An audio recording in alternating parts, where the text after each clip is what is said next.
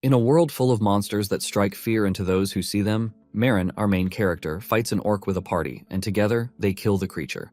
After taking it down, they confirm they are all well and good, and thank Marin for his help as their vanguard. He irks them out by chopping off the orc's arm, skinning it, and boiling it slowly to remove the gamey odor. Right after, he cuts the finished meat into bite-sized pieces and stir-fries it together with noodles. His party members who have seen him cook monsters on several occasions can't stand the sight, and they wonder why he can't just eat normal food like an average person. Marin garnishes the pasta and then happily digs into it. One of the party members asks him if he's enjoying it, and Marin offers her to try some, but she instantly turns him down. He continues savoring the food and notes that the others are missing. While at it, his party members talk about a fallen hero whose body has recently been found in the southern Tirsan forest. This surprised the other members because one of them had recently passed through the forest L, and it also seemed weird for a hero with so much promise to get killed, so they wondered how strong the monsters out there are. Curious, the same girl who wanted to know if Marin really liked what he was eating asks him why he started eating monsters. 3 months ago, in a small southern village, the merchants and traders who transport goods to and from the village complained after learning that the regular carriages were suspended as a result of a red boar's recent appearance. For that reason, they refused to leave town, and they informed the other villagers who are looking for a ride to try somewhere else. Left with no choice, the villagers cancel their plans, and the merchant company wonders how to deliver some goods to them, because it belongs to a noble. As they complain about their predicament, they see Marin trying to book a ride also, but he's shunned by a carriage owner, so they collude among themselves and plan to hire him, since he looks strong enough. At first, Marin's shabby outfit almost costs him the job, but the traders can't be too picky, given their condition, so they call out to him and ask him where he's headed. Once Marin tells them he's going to a drama, they inform him they have a merchant group heading there, but rather than Marin having to pay, they'd like him to join them to their destination, which of course he'll get free meals. Skeptical, Marin asks about the situation on the ground, but the merchant plays it safe by coming to a common ground with him, and with that, Marin agrees to go along. He gets on board, and the merchant tells him to wait till noon, because they want to find as many travelers as possible before departing. There, the merchant introduces himself as Maham, and Marin does the same. After they leave him to recruit more travelers, Maham seems scared of Marin and hopes he isn't a deserter, but his colleague doesn't care as long as Marin can fight monsters. The man then tells Maham to recruit more mercenaries if he's that terrified. In that short time, Marin naps, and he recollects seeing the hero badly injured and unable to move, and he wondered how things ended up in such a way. Hearing footsteps from behind, Marin fearfully turned around and saw a giant spider monster coming close, so he cried out in fear, saying he didn't want to die and he wanted to go to a drama. Suddenly, Maham wakes him up, and Marin learns that the carriage is filled with people and has embarked on their journey. There, Marin learns the other mercenaries are going to Heruam and a drama, respectively. Curious, Maham asks him where he's headed in a drama, and Marin informs them that he's going to the St. Rias orphanage to see his family, whom he hasn't been able to visit for a long time. Surprised to learn that the city has an orphanage, the mercenaries ask one another to know more about it. But one of them changes the subject and curiously asks Marin's level. He explains that it's easier to work together if they know each other's abilities, and a level is a number that helps the user see their own strength through the status window. The elder brings out his stats and tells Marin he is level 23, believing that Marin isn't anywhere close, so he advises Marin to work hard if he wants to attain such a level. But Marin checks his status and discovers that he's level 95. Suddenly the carriage halts abruptly, and the rider informs them of the red boar charging at them. They get off the carriage, and the elder mercenary barks out orders to the others, telling them to lure the boar away from the carriage, but they discover that it's already close, so the others scramble from the vehicle. When Marin sights the boar, he notes it's a bit strange from the regular boar, so he checks the boar's stats using the appraisal skill and learns the monster is level 62. Realizing the gap between them, Marin calls it the perfect chance to test a move on it. So he dashes over to the boar, ignoring the elder's warning. And when the boar closes the distance between them, Marin cuts the boar in two with just a sword swing. The boar being an easy kill shocks him and the other mercenaries. The elder then praises Marin for a job well done, and he pats Marin a little too hard, while questioning the boy's race. And when Marin is about to reveal it, everybody pauses. But then the mercenary laughs it off and tells Marin to join them for a meal. After he leaves, Marin looks at his palm, surprised by the power he had used. Later that evening, as they prepare dinner, the fellow travelers whisper amongst themselves, wondering who Marin is. Mayhem even joins in, thinking Marin was wielding a legendary sword, but the mercenary archer tells him it's best if they ask Marin. When they look back, they don't see him nearby, but moments later, they are terrified after seeing him drag the monster's corpse to their midst. In that instant, the archer confronts him, yelling at him for his actions, but Marin, confused, thought meat would be a better option. Still, he gets yelled at to put the monster away. Then he's offered porridge like the others to eat. One of them complains about losing his appetite after seeing the boar and warns Marin not to do such a thing again.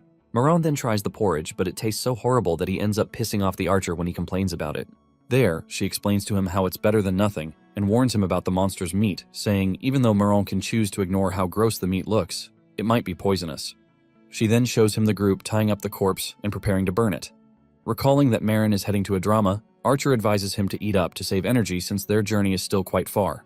The men then call for her, asking her to light up the monster since their flames can't burn it. She goes to them, and Maron wonders why, but to his surprise, she uses magic to set the corpse ablaze. Impressed, the others wish to learn magic, and the archer tells them it's quite easy and useful for them. Maron walks up to her after watching her display and asks her if she's from the tower. She gets confused, and Marin tells her most mages come from the tower, but she reminds him that she's an archer. Confused because she used magic, Marin asks her about it, but the archer tells him that she used a basic spell and such spells are exclusive to mages, and original magic takes 3 years to learn. Coming from a different paradigm, she asks Marin what era he is from and informs him that even simple adventurers can do basic magic like that. Marin still finds it hard to believe until she shows him a town that lights itself up using magic stones. Taken aback, Marin is shocked that such stones have replaced lamps, and the archer concludes that he must have come from a rural place because even kids' toys run on magic these days. At this point, Marin looks like an old-timer as he reflects on his childhood days when none of this stuff existed. He looks back and sees the other men wishing the monster meat were pork, because only then will they devour it. Days later, they arrive at Eastern Adrama and thank Maron for the safe journey. Marin, on the other hand, looks sick from not eating anything, and the others wonder if he has a contagious ailment, and it's the reason he's using a helmet. With that, Maham hands Marin a bag of potatoes and leaves. When Marin confirms what's in the bag, he dumps it on the floor and walks off looking for the orphanage. A wave of nostalgia hits him, even though the city looks different from how he remembers it. Still, he uses his muscle memory to navigate the terrain, eagerly walking to the orphanage, but to his surprise, the building he ends up seeing is a toy shop. Marin gets confused while examining the building until the shop owner comes out and asks Marin if he wants one of the toys inside. Marin then asks, as if confronting the man, if he knew where St. Rias's daycare went, but the shop owner says he has never heard of such, and he's the second-generation owner of the shop. Marin gets agitated, but then an old man calls him and tells him that he heard about the daycare existing long ago, but he hasn't seen one around. From what the geezer heard, the daycare had burned down in an attack by a certain dragon.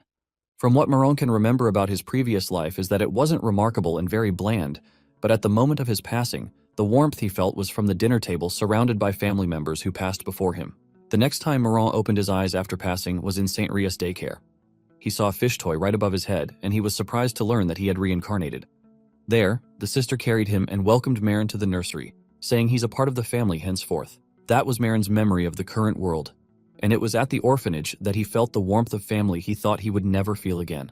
Fast forward a few years, and Marin had become an adventurer who earned money and donated to the orphanage to keep it running.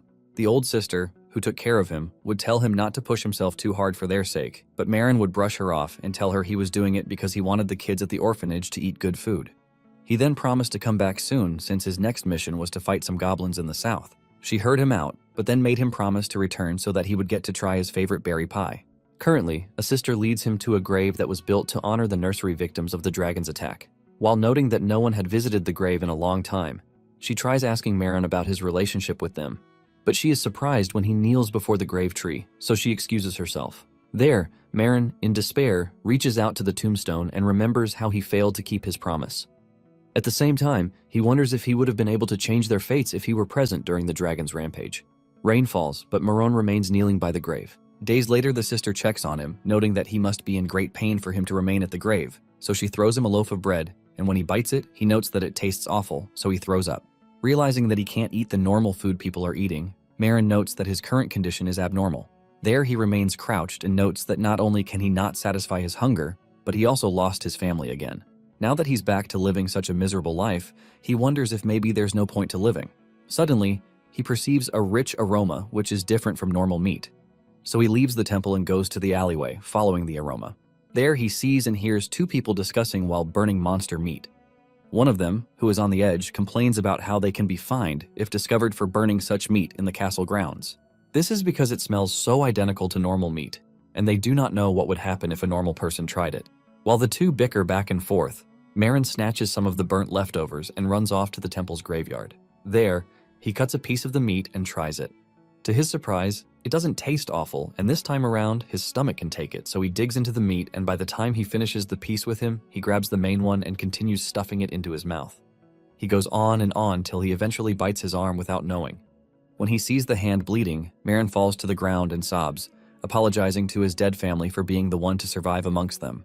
Still, he notes that he wants to live happily and eat delicious food like a normal human being, but wonders if he has the right to do that. He suddenly feels a touch on his wound and then sees it's a leaf from the grave tree that has fallen on his hand. With that, he takes it as a sign, so he gets up and tells the grave that he will be leaving, but this time around he won't be late when coming back. This was the beginning of Maron's secret gourmet life. In a drama, there's a certain tower referred to as Hexalim. Hexalim is a well-known institution for adventurers, specializing in handling every aspect of their process, from dungeon exploration to monster subjugation. They're also well known for managing affiliate adventurers through a unified system. Because of the level of prestige Hexalim carries, only people who possess a certain level of skill or talent can register. One morning, an assessment test where candidates are required to punch a test golem as hard as they can is being conducted in the institution. During the test, a certain elf named Dahlia shows up to join the assessment. When it gets to Dahlia's turn and he hits the test golem, to everyone's shock, he supersedes the high score by a milestone, making them wonder who he is. As a result of this feat, other candidates who have also qualified as adventurers start seeking ways to recruit him into their parties. Some even approach him and go ahead to offer him chances to join their guilds while touching him. Being a proud elf, Dahlia looks down on humans, so he gets seriously disgusted by the fact that some of them dared to touch him. Immediately, he brushes their hands away, but in the process, ends up bumping shoulders with Maron, who has just arrived. Marin immediately apologizes clumsily as he advances towards the podium to take his test. Noticing how tense he is, Dahlia takes him for a newbie, so he gives him tips, telling him to relax his strength and focus. Marin thanks him for the tips, but Dahlia brushes them off, telling him it's only natural to help out a fellow kin, as he takes his leave. Leaving the examination arena, Dahlia heads over to the guild reception, which is in the next room. When he gets there, the receptionist, who is also an elf, welcomes him warmly, commending him on his feats in beating the high score. But as expected, Dahlia brushes it off lightly. The receptionist then hands him an official document, recognizing him as an adventurer. When Dahlia receives the document, he gets shocked at the fact that he's being recognized as a D-rank adventurer despite his feat. But the receptionist tells him that it's simply a policy for every new adventurer to begin at D-rank. She then assures him that, given his skill, he'd be sure to climb the hierarchy in no time. Impatient, Dahlia requests available quests so he can begin his journey to the top, and the receptionist hands him 2 interlinked D-rank quests about hunting for gargoyles in a manor. As expected, he tries to accept them both, but the receptionist stands against it, as the quests are only limited to parties. Apparently the manor hasn't been cleared in a long time, and since adventurers have been ignoring it for a while, the number of monsters in it has multiplied like crazy. Given that Dahlia can only sign up for the quest with a party, he looks around the room for a suitable member, but only sees a bunch of washed-down losers. All of a sudden, the training test golem from the other room crashes through the wall and hits Dahlia, leaving everybody in disarray. While trying to get himself back together, Dahlia is shocked to discover that Maron was the one responsible for the situation. Still, he finds it strange as the test golem weighs as much as a full-grown bull. Immediately, he decides that he'll make a great teammate. Marin apologizes for the damage caused, but the receptionist tells him it's not a problem, as long as he pays for the damage. She then proceeds to sum up the amount of money the repairs will cost him. Our MC, being as broke as he is, reveals that he has no money, but the receptionist assures him that he can take his time to pay for it, as long as it doesn't take too much time. Without wasting any time, Dahlia approaches him and asks him to team up with him, as they're fellowkins after all. Surprised, Marin wonders why the elf from earlier has taken such a liking to him. He analyzes his stats and confirms that he's quite strong himself, making him more puzzled. Eventually, he agrees to team up, and they both agree to each complete one of the quests. Even the receptionist gets excited at the union, as she believes Maron's strength as a warrior would complement Dahlia's skills as an archer. While they introduce themselves and try to get familiar, the receptionist announces the party as she registers them. Dahlia is then taken by surprise when he hears the receptionist announce Maron as a human, as he had assumed him to be an elf all this time. Throughout the journey to the manor, Dahlia keeps talking down on Maron, making his hatred towards humans a lot clearer along the way. Marin had known there seemed to be some bad blood between elves and humans, but he didn't expect it to be this deep, as the receptionist hadn't exhibited any of the traits Dahlia was exhibiting. Still, he keeps his cool until they arrive. When they get there, Maron feels the dark aura coming from the manor, so he confirms it lives up to its name. Looking around, he sees a huge gargoyle on top of the manor, but he decides to ignore it, as that was not the mission he chose. He then notices a swarm of level 18 gremlins swarming around the castle. Gremlins are basically young gargoyles, which seem to be quite powerful as well. Dahlia talks down to Maron one more time, asking him to back off so he doesn't get in his way, but to his surprise, Marin walks past him without saying a word. Angered, he yells at Marin, asking him not to ignore him, and Marin simply replies that he's just doing as he's been asked. Dahlia calls him rude and blames it on the fact that lowly humans like him don't even have the time to learn about manners in their short lifespans. But Marin cuts in, stating that Dahlia has no right to call him short-lived, as he is over 100 years old. Hearing this, Dahlia goes pale, as he wonders if he just heard him correctly. Marin then tells him to quit with the hate comments and focus on his actual quest while he focuses on clearing his as well. With that said, he proceeds into the manor to take care of the gremlins, but Dahlia stops him once more, asking if he intends to go in alone. Marin replies that gremlins are only at level 18, and that at their levels, he doesn't expect them to prepare before confronting them. Hearing that, Dahlia realizes that Marin must have seen his stats. Since only strong individuals possess appraisal skills of that caliber, he wonders if Marin is stronger than him, but soon enough concludes that he must have used some underhanded skill instead. He then begins to insult him, calling him tacky and shameless for peeking at his stats without his permission. Unknown to him, a gremlin charges at him at full speed from a distance. While he rages on with his roasts, the gremlin gets close enough to rip his head off, but luckily for him, Marin steps in and kills it just in time. He admits that he did take a check out his stats, but states that it shouldn't be an excuse for him to drag him down. Dahlia takes offense to the statement as usual and begins to flare up again, but Marin simply leaves to complete his tasks, so he's left with no other choice than to do the same. After a short while, Marin takes down 50 gremlins as the mission required him to. Meanwhile, Dahlia struggles terribly on his end due to the thickness of the gargoyles' skins. Marin considers assisting him for a while, but then concludes that Dahlia should be man enough to make it out alive at the very least. He then decides to focus his attention on something else, turning one of the dead gremlins into a top-class meal. While unsure of what parts to eat, Marin remarks that since the creatures have a striking resemblance to frogs, they should probably be prepared in the same manner. He gathers the parts that look edible for skewers, but seeing how it barely amounts to anything, he decides to include their organs as well. After cleaning them up properly, he piles them up on a stick and proceeds to grill them carefully before tasting. When he tastes the meat, he likens its taste and tenderness to that of a chicken or a duck, as it melts directly into his mouth. Suddenly, his body begins to go numb as he falls to the ground. He then realizes that he has been poisoned by the meat. Without any antidote, Marin wonders what quick steps he can take to save his life. It then suddenly dawns on him that gremlins don't use poison for their attacks, so if their bodies naturally contain poison, it only means they can neutralize it on their own.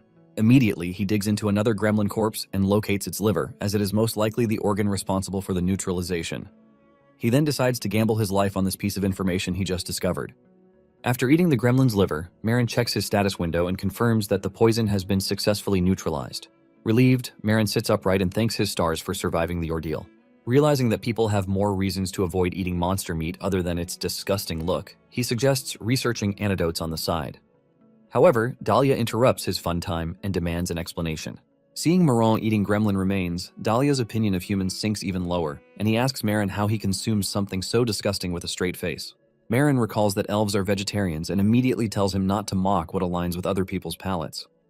Dahlia insists that it's not about understanding and respecting each other's tastes. He laments ending up at the same party with a human and witnessing the repulsive scene. The dramatic elf gasps in horror and wishes to return to the world tree at once. With teary eyes, Dahlia asks whether Marin has already completed his part of the quest by collecting the gremlin eyes and questions why he is still lingering in the area. Unwilling to go back on the quest's condition of working as a two-person party, Marin discusses the disadvantages of acting separately, which might later involve the receptionist, Daisy, who assigned them the quests.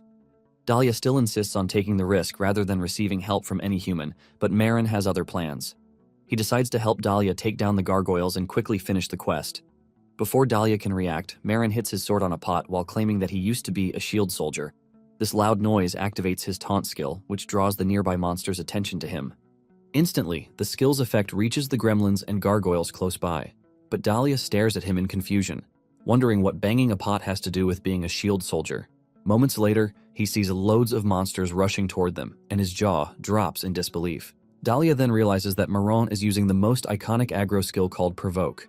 He immediately runs off, wondering why the insane human is using a skill meant to protect party members like that.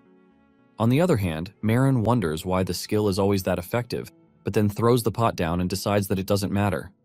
Just then, he takes a stance and calls out his skills, swordsmanship, and martial arts. With that, the system triggers swordsmanship, which is a rank A skill that increases sword damage proportionally, and martial arts, which is a rank B skill that boosts his agility for close combat. The monsters lunge at Marin, but he is unfazed. After creating some distance, Dahlia decides to support Marin with his archery skills. To his astonishment, Marin effortlessly cuts down the horde of monsters surrounding him. Dahlia doesn't believe his eyes since he struggled against 5 gargoyles earlier, but Maron defeated them with ease. Later that day, Dahlia asks whether Marin is okay with sharing the credits with him since he basically took all the monsters down alone. Luckily for him, Marin agrees without hesitation because it's a party quest anyway and reminds him that he did it because Dahlia wanted to end the quest faster.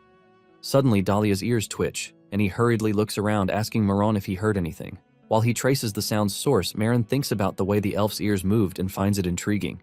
Shortly after, Dahlia rushes off, leaving Maron confused. Dahlia soon arrives at the edge of a cliff and sees the carriage delayed by a deer accident. 2 men are discussing the delay, complaining because they are in a hurry to reach the black market the next day. Growing frustrated, one of them kicks an elven slave and orders him to deal with the situation quickly. But it pisses Dahlia off. The slave falls to the ground and begs the traders not to hit him, and Dahlia tells Maron that it's the reason he despises humans. After expressing his hatred for humans, he tells Maron to pick up his weapon and punish the slave traders with him. But Marin isn't interested in anything outside the quest. Maron suggests that the slave might be a legal one, bound by a debt or crime. Dahlia counters by reminding him that the men mentioned the black market, but Marin advises him to report to the city guards and begins to walk away. Hearing his answer, Dahlia's opinion of him drops even further, and he decides to handle the situation alone. As he leaves, Marin hears quiet sniffing sounds and stops. Inside the carriage is a female elf desperately trying to calm her crying child. While Dahlia debates whether to confront the slave traders alone, Marin's sword whistles past him and smashes into one of the carriage wheels, leaving the slave traders stranded. Surprised, Dahlia demands to know why he changed his mind after refusing to help earlier. Marin recalls the kindness he received from a nun during his childhood. He decides to ignore the politics going on between the adults and makes the child his priority because children are innocent. While the slave traders struggle to understand what just happened, their boss spots Dahlia and Maron and quickly points them out to his partners. One of the traders immediately demands to know who they are. But before he can finish speaking, Dahlia and Marin leap down the shallow cliff and land in front of them, ignoring his threats completely. Thereafter, Dahlia angrily rants about humans' arrogance and declares that he came to save his comrades. The trader's boss quickly responds by claiming that all the slaves in his possession are legal and claims that they are officially recognized slave traders under the Marquis Bechtal family. To back up his claim, he shows them the Bechtal family's crest engraved on his carriage. He then demands their apology and payment for the carriage's repairs. As he speaks, he insults Dahlia, calling him an ignorant troublemaker, which instantly pushes him to the brink. To everyone's surprise, Maron calmly steps in and reveals that the crest on the carriage is not the Bechtal family's crest. The slave trader's boss panics and explains the crest's features to convince them, but Maron soon points out the error in their fake crest. He explains that the wolf on the real Bechtal crest has one slashed eye, a trait that references the family's one-eyed ancestor. The crest on their carriage, however, shows a wolf with 2 normal eyes. This revelation drops the boss's jaws and the slave traders panic as Maron explains the punishment for impersonating nobility, which is the death penalty. Hoping to silence them, the boss orders his mercenaries to end the duo, and they swiftly spring into action. Unfazed by the incoming attack, Marin casually talks about how mercenaries avoided fighting their fellows in the past and wonders if it's different presently. He then sends the mercenary flying with a powerful punch in the gut. The mercenary crashes into the ground, instantly losing consciousness, and it shocks the slave traders. As the boss wonders how the huge mercenary got knocked out with one blow, an arrow whistles past his face, and he falls to the ground. Faced with the intense pressure coming from Dahlia and Maron, the boss immediately surrenders. Later that day, the freed elves thank Dahlia for saving them, and he joins up with Marin. He apologizes for keeping him waiting, but Marin asks if he is done with his affairs. Dahlia then goes on to explain the arrangements made for the elves and the slave traders who have been handed over to the city guards. The freed elven child gains Maron's attention and praises his cool moves earlier before thanking him. The parents also thank him as they leave, but the child's words leave a warm feeling in his chest. Not long after, Dahlia reluctantly thanks Maron for helping him save his kin. But Marin ignores the gratitude and bluntly asks him to pay him instead. Shocked by his response, Dahlia's attitude takes a 360-degree turn, and he asks if money was his goal all along. Marin refutes and claims money is more reliable than gratitude. Upon hearing this, Dahlia shivers furiously at the thought of being grateful to such a human. He angrily throws a pouch of coins at him and asks him to get lost. He then walks off fuming and reiterating that he will never trust a human again, but Marin doesn't care because he got the money. The next day, Marin returns to Hexalum Guild, where Daisy confirms the number of items he brought back and then congratulates him for completing his first request. She praises him for clearing the difficult quest perfectly, and he thanks her. Daisy then hands him the reward, and he wonders why it's small. Before he can complain, Daisy, who's oozing out an eerie aura, tells him about the guild's regulation, which is to automatically deduct his debts from his quest rewards until he's able to pay back the full amount. Maron replies that he will pay back soon and decides to get another request before heading out. Maron walks up to the mission board and browses through the available requests hanging there, hoping to find one that'll get him to eat a different monster. He discovers a level 15 dungeon subjugation request, but skips it after seeing that it only involves stone monsters. Shortly after, he sees a level 26 orc hut subjugation request and wonders what orc meat might taste like since he has never eaten it before. While he contemplates the possible taste of orc meat, Mickey sees him and comes over to meet him. She introduces him to her current party members, Olger, who's also an archer like herself, and Hecate, who's the party's mage. Mickey explains that the three of them have been in the same party for a long time. Marin observes the group and points out that their formation seems unbalanced. When he asks about their vanguard, Mickey explains that they usually hire one temporarily but have been unable to find anyone recently. Hecate suggests that this might be because magic has become easier to learn, reducing the number of available vanguards. With that, Mickey invites Maron to join her party as the vanguard for the Orc's Hut subjugation request. Inside the Orc's Hut dungeon, Mickey narrowly avoids a powerful club swing from a massive orc. At the same time, Olger fires an arrow that strikes the creature directly in the eye. The orc screams in pain, and Mickey quickly thanks Olger for the perfect support. Before the monster can recover, Hecate releases an explosion spell that lands squarely on its head, instantly bringing it down. Mickey celebrates her party's perfect sink and kill streak, but Hecate is just thankful her spell hit. Not long after, Hecate notices some strange sounds, and others soon feel the earth tremors. They then see a herd of orcs charging at them at full throttle and immediately retreat. During the chaos, Hecate stumbles and falls, and an orc almost turns her into minced meat, but Marin saves the day. He comes in swiftly and cuts down the herd of orcs in a split second, leaving his party members stunned. The others wonder how strong Maron is as he stands in the sea of orc remains. Later in the evening, the party works together to defeat another orc, bringing their total kill count to 10. Olger suggests they call it a day since they're all stressed out. As Mickey stretches her joints, she talks about Marin's scary strength, but Olger is more thankful that he saved Hecate earlier. Just then, Hecate discovers she hasn't thanked Marin because of her shock back then and turns to thank him, but he's nowhere to be found. The group wonders where he went, but Hecate picks up a scent and tells the others about it. Mickey wonders who's roasting meat in the middle of the dungeon. They soon stumble upon Marin roasting meat under a tree, and Mickey suggests adding some mushrooms to spice it up. However, she sees the remains of the orc he's grilling and panics. They ask what he's doing, but Marin is busy researching the perfect comparison to the meat's taste. He concludes it's a mix of beef and pork while savoring the juicy taste. Disgusted, Mickey asks him to stop eating the vile meat, and it irritates the party members. However, Maron ignores his surroundings and continues to contemplate how to spice up the taste with some more seasoning. Unable to understand the satisfaction in his expression, the party steps aside to discuss what they'd just witnessed. Seeing their reactions, Marin concludes he's done with the party and continues to make plans to take some orc meat back with him. While guessing that Marin is from a region that eats monsters due to food shortage, Olger pats his shoulder and reveals that the party is ready to accept his peculiar taste, but asks him not to do it openly. Their decision surprises him, but Olger explains that they are not willing to lose such a reliable vanguard because of his weird taste. Afterwards, Olger suggests they eat and sleep, while Hecate and Mickey offer Maron some biscuits and beef jerky, but he rejects them politely. The following day, the party continues the orc subjugation request, and they confront an orc together. Marin tanks its attacks as the vanguard while the others shoot arrows and spells from the rear. Later in the evening, Marin cooks more orc meat for dinner, which leaves Hecate nauseated. At bedtime, Marin moves away to sleep alone as usual, but it makes Mickey worried. She asks about it, but Marin claims it's more comfortable that way. Afterwards, Olger decides to take the first watch, and the others go to sleep. As the bonfire crackles softly, its calming sound takes Maron down memory lane, recalling former companions gathered around a similar fire. Suddenly, voices call out his name. He jolts awake and asks why everyone is up. In response, Hecate threatens him with a fully chanted spell. She explains that they appraised his status out of curiosity and discovered his kinslayer title.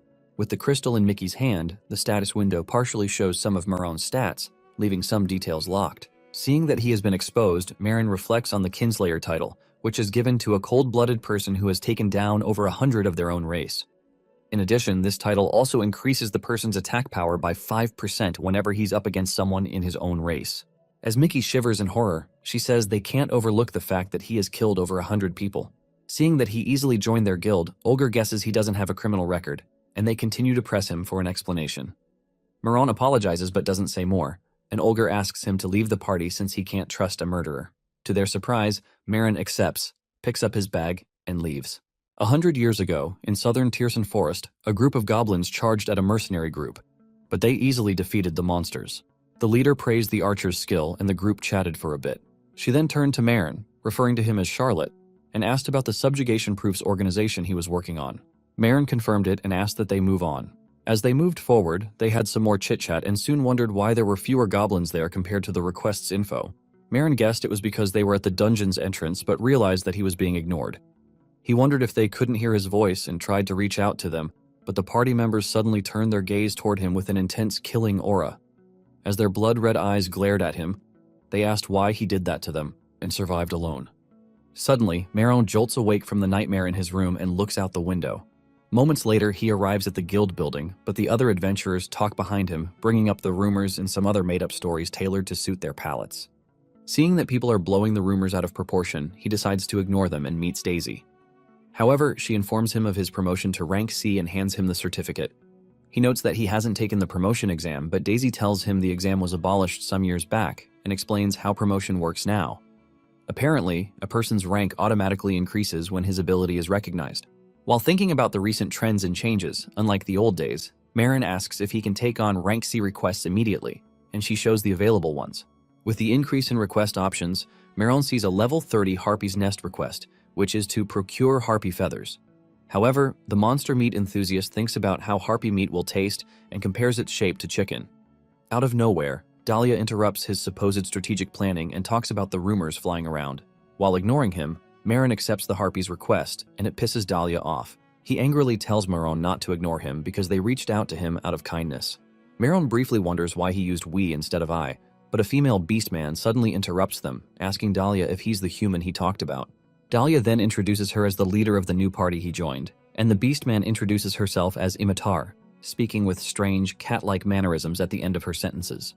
While she bickers back and forth with Dahlia, Marin discreetly appraises her stats and sees the details of the level 59 beastman who's also a priest. He notices that her strength status is the highest, but her job class surprises him. Imitar notices his appraisal and openly confirms her class, even though she does not resemble a normal priest at all. Marin recalls that clerics are usually support roles focused on healing, and judging by Imitar's appearance, she seems far from holy. Thereafter, Dahlia narrates how he joined the party after searching for one with races other than humans. He stumbled upon the human-hating party that Imota advertised and decided to join. In addition, the party comprises only the two of them. Imitar and Dahlia then bring up Marin's kinslayer's rumor that has been trending, and Imitar considers it an impressive feat. She casually invites him to join her party, but he acts clueless, thereby receiving some insults from Dahlia. Imitar repeats the invitation, and after noticing his resistance, bluntly explains his current situation. With his reputation as a kinslayer now widespread, no one will want to form a party with him. Looking around, Marin soon understands what he means and decides to accompany them temporarily. Imitar cheerfully welcomes him on board and suggests testing out their skills and compatibility.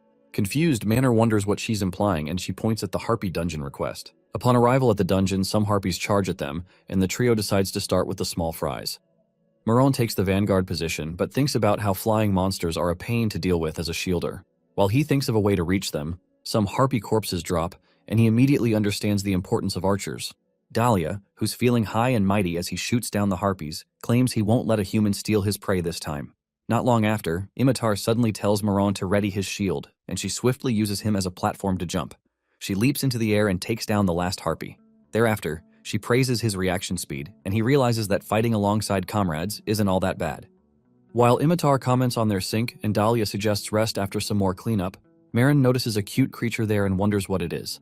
Dahlia then lectures him about the living doll, which is presently a popular trend. Presumably, it's a pet golem animated by infusing it with mana. Dahlia claims that the one there is a limited edition which costs 2 gold coins. Afterwards, he praises the doll for pulling some feathers and playing with it, claiming that it can help with combat and cleanups if raised right. However, Imitar snitches that Dahlia just loves cute things, and Marin keeps staring at it. Upon noticing his gaze, Dahlia quickly hides it and tells Marin that it's not edible. Imitar then cuts the chit-chat and they continue the request. Moments later, the duo picks the important materials from the Harpy remains, and Imitar talks about how the mission has been going smoothly. She asks Dahlia why he didn't introduce Marin earlier, but he claims there were circumstances. Suddenly, Imitar picks up the scent of grilled chicken and discovers that she hasn't seen Marin for a while. Ignoring Dahlia's advice not to go, Imitar decided not to let him off easily for grilling meat behind her back. Meanwhile, on Marin's end, he seasons some nicely cut out harpy meat and places it in the pan. He watches and enjoys the whole process till the grilled harpy shoulder loin is ready. Seeing that it looks just like chicken, he decides to give it a taste and analyzes it carefully as he chews it. Unfortunately for him, his party members interrupt his fun time, and Dahlia asks if he's alright in the head.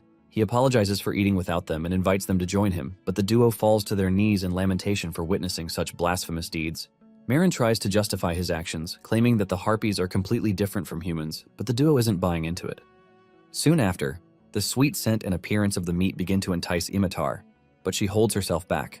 At that moment, Marin notices her interest and offers her some, but she still rejects it dramatically. Imitar accuses him of testing her and asks why the monster smells so delicious. Marin then remembers what he is stewing and quickly goes to check the pot on fire. He opens the pot and unveils the stewed harpy feet, but Imitar claims there's hardly any meat on the feet. Maron, who just wants to have some chicken feet, takes a bite and narrates the exquisite taste, which is similar to a pudding's texture because of the way he cooked it. Upon seeing him eat the harpy's feet, Dahlia panics and reveals that it contains paralysis poison. Suddenly, it paralyzes Maron, and Dahlia asks Imitar to cast Dispel magic on him. However, Imitar confesses she doesn't know how because it was too much of a hassle to learn, but Dahlia claims it's a basic spell every priest learns. Due to the consistent bickering, a harpy arrives and Imitar blames Dahlia for raising his voice. Still, Imitar tells them not to panic and uses an Inferno spell, which misses its target and toasts Dahlia's living doll instead. Dahlia laments and holds Imitar accountable, but she apologizes, revealing her low-skill proficiency.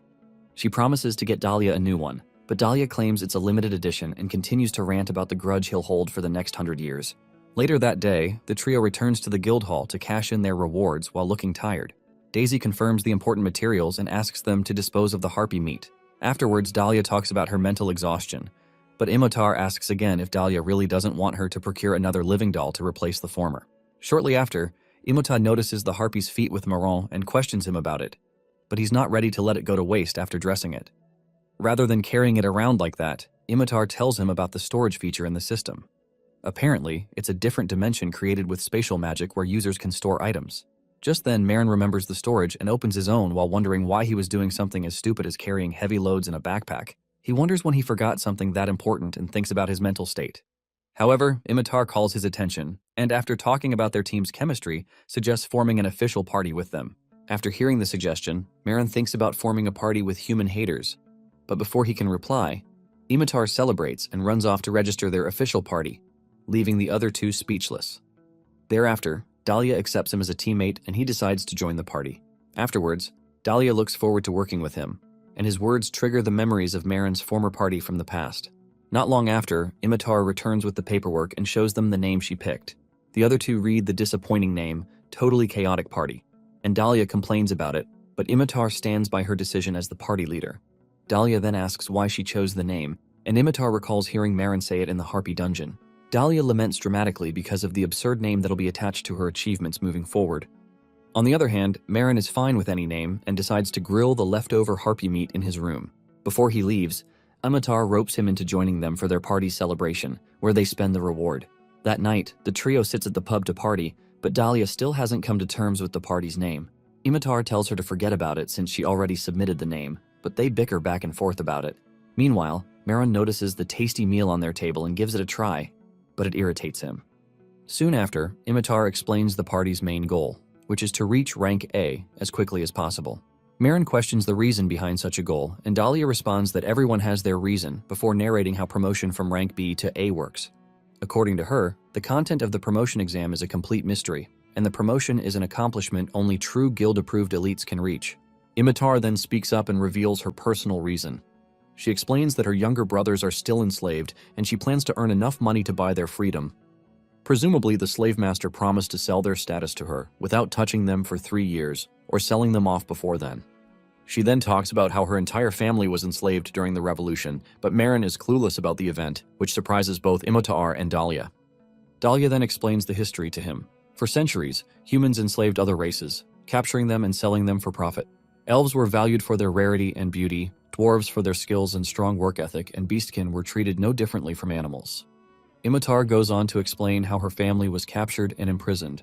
Their minds and bodies were broken because anyone who tried to escape met a gruesome end.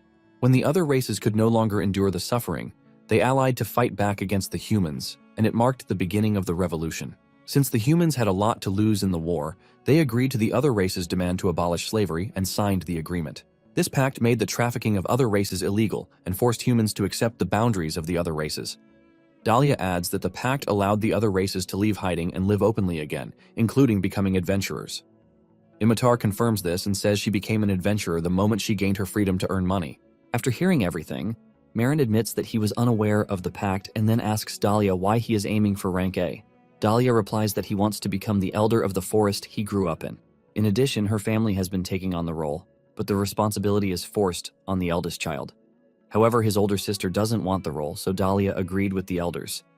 To qualify for the elder's position, he has to gain loads of achievements. After sharing her reason, Dahlia thanks Maron for joining them and asks about his own goal. As he is about to answer, Maron recalls his late family from the orphanage, causing a sharp headache. The others wonder if it's a very difficult one to say, and Maron finally reveals that there's a dragon he wants to end. Surprised, they ask him what he's talking about, and Marin tells them that he wants to kill the dragon that attacked Adrama and burned down the village a long time ago. He tells them again that he wants to kill the dragon. But before that, there's something he must do once he sees the dragon. His teammates pause, and Maron at first thinks they believe he's joking, but they are actually impressed that he had bigger ambitions than them, contrary to his recent behavior. Imitar then jokingly asks Marin if he plans to eat the dragon. But then Dahlia tells Marin that he'll also need to rank up since participating in operations like dragon subjugation and getting information requires a high rank. Since they all have similar goals, the trio cheer in unison, vowing to do their best henceforth. The following day, at the inn, Marin plans to take a rest and prepare a hearty meal. While cooking, he notes that he has run out of cash from the few ingredients he bought, and it's all thanks to the inn's damages he has finally paid off. Marin starts by heating up the oil, before opening the storage profile and bringing out the meat he had kept there. He is surprised the meat looks fresh just like when he had stored it, so he calls the storage profile a perfect warehouse. Maron then mixes egg into a batter and adds breadcrumbs before mixing the meat evenly, then putting the pieces into the heated oil. It starts sizzling, and once it's brown, Marin turns it over a few times like a chef before draining the oil and transferring it to a plate. And with that, fried harpy thighs are complete, so he picks one up and tries a bite, and it turns out better than he had expected. He digs into it and savors the taste, noting that there's no way it could taste bad since he was the one who prepared it. Suddenly, he hears Dahlia barking outside the door, knocking continuously and demanding that Marin open the door. As soon as Marin gets it, he asks Marin why he's wearing a helmet to his room, but then lets that one slide and tells him he has something urgent to discuss. Marin tells him he was eating, but decides to hear Dahlia out. There, he informs Marin that a problem has arisen with Imotar. Since it's about his teammates, Marin lets Dahlia in and then asks what happened. But when Dahlia sees he has prepared a meal out of a monster, he gets mad, but cools himself down, remembering that Imotar comes first. So he takes his seat and then asks Marin to keep what he's about to say secret from Imotar. First, he asks Marin to lend her some money, and it pisses Marin off that he yells at Dahlia to scram, but then Dahlia tells him to listen to the end of the story. There, he tells Marin that it seems Imotar was received by her human master. Confused, Marin asks for more context, so Dahlia reminds him of how Imotar said she was saving money to buy her little brothers, and also the reason they are taking a break that day is that she went to see her siblings. The current situation on the ground is that the master has broken his promise and was planning to put up Imitar's siblings for auction. Dahlia snaps, declaring that the slave master must have intended from the very beginning to toy with Imitar by pretending to release them. After Imitar learned about his act, she begged him to release her siblings, but he said he would cancel it if she prepared the ransom for her little brothers by the auction in 5 days. Marin then asks how much Imitar says she would save in 3 years, and Dahlia tells him it's 10 gold per sibling. Since she has 2, that'll make 20 gold coins. Stunned, Marin does the math and notes that 1 brawn is about 10 yen in his previous life, and since a 100 brawn makes a silver coin and 100 silver coins make a gold coin.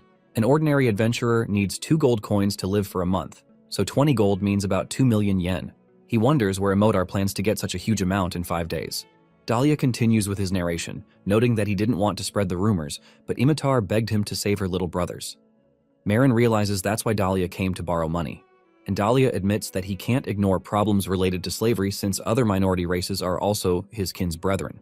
Dahlia asks him once more to lend him some money even if it's just a little, but Marin shocks him by refusing. He reminds Dahlia that it's only been a few days since he formed a party with them, and does he think he can trust them with such a large amount of money?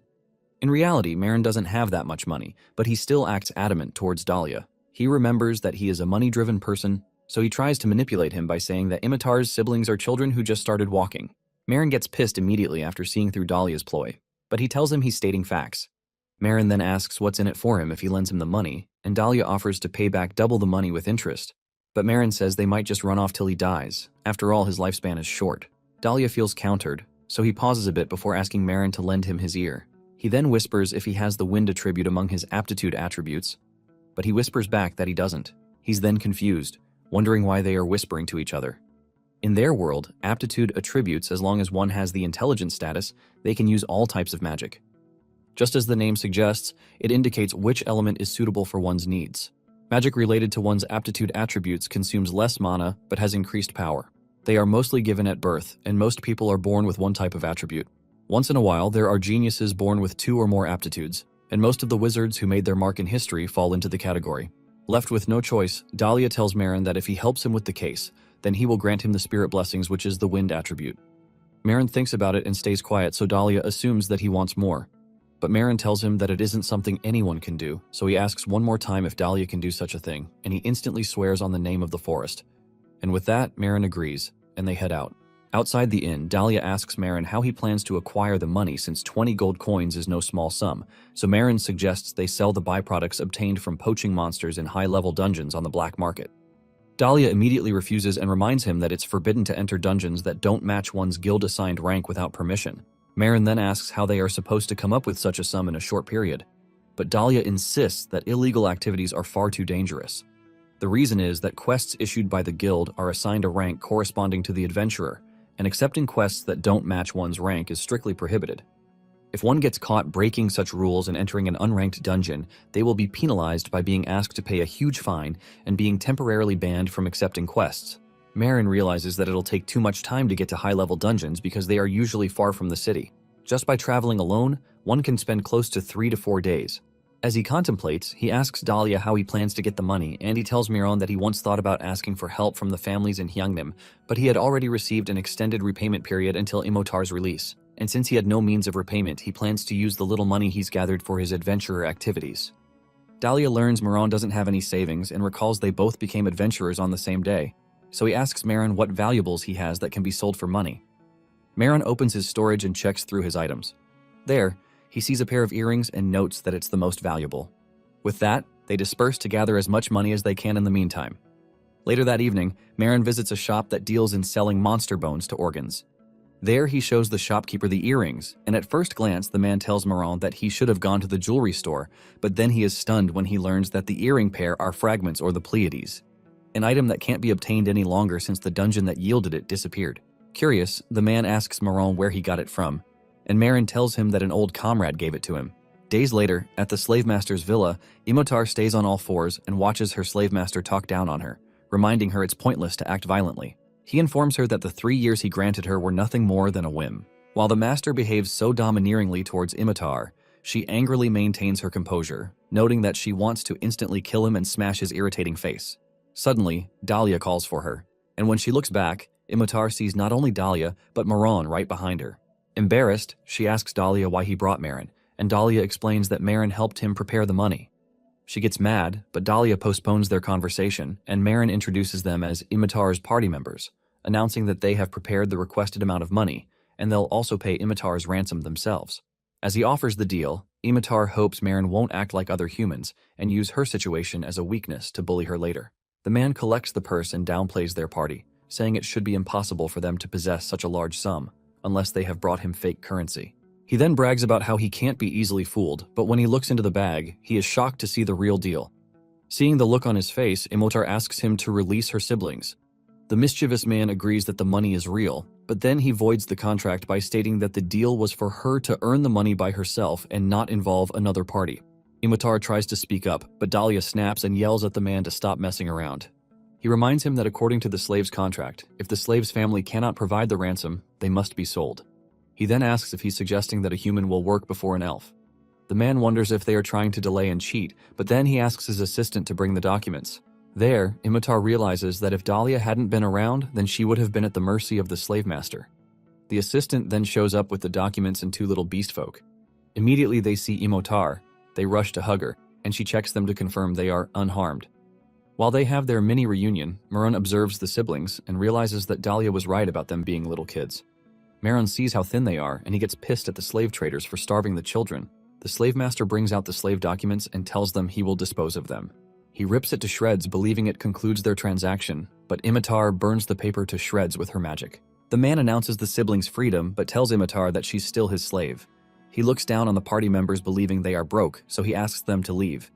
He even offers to give them the former slaves' chains as a memento, but Maron shocks everyone in the room by bringing out a bag of coins, saying he'll buy Imitar's freedom as well. Imitar refuses his help, saying that so long as her siblings are safe, she's okay. But Maron asks the slave master how much Imitar's freedom costs. She yells at him for ignoring her, but then the slave master tells Maron that Imitar has already been put up for auction, so he cannot sell her.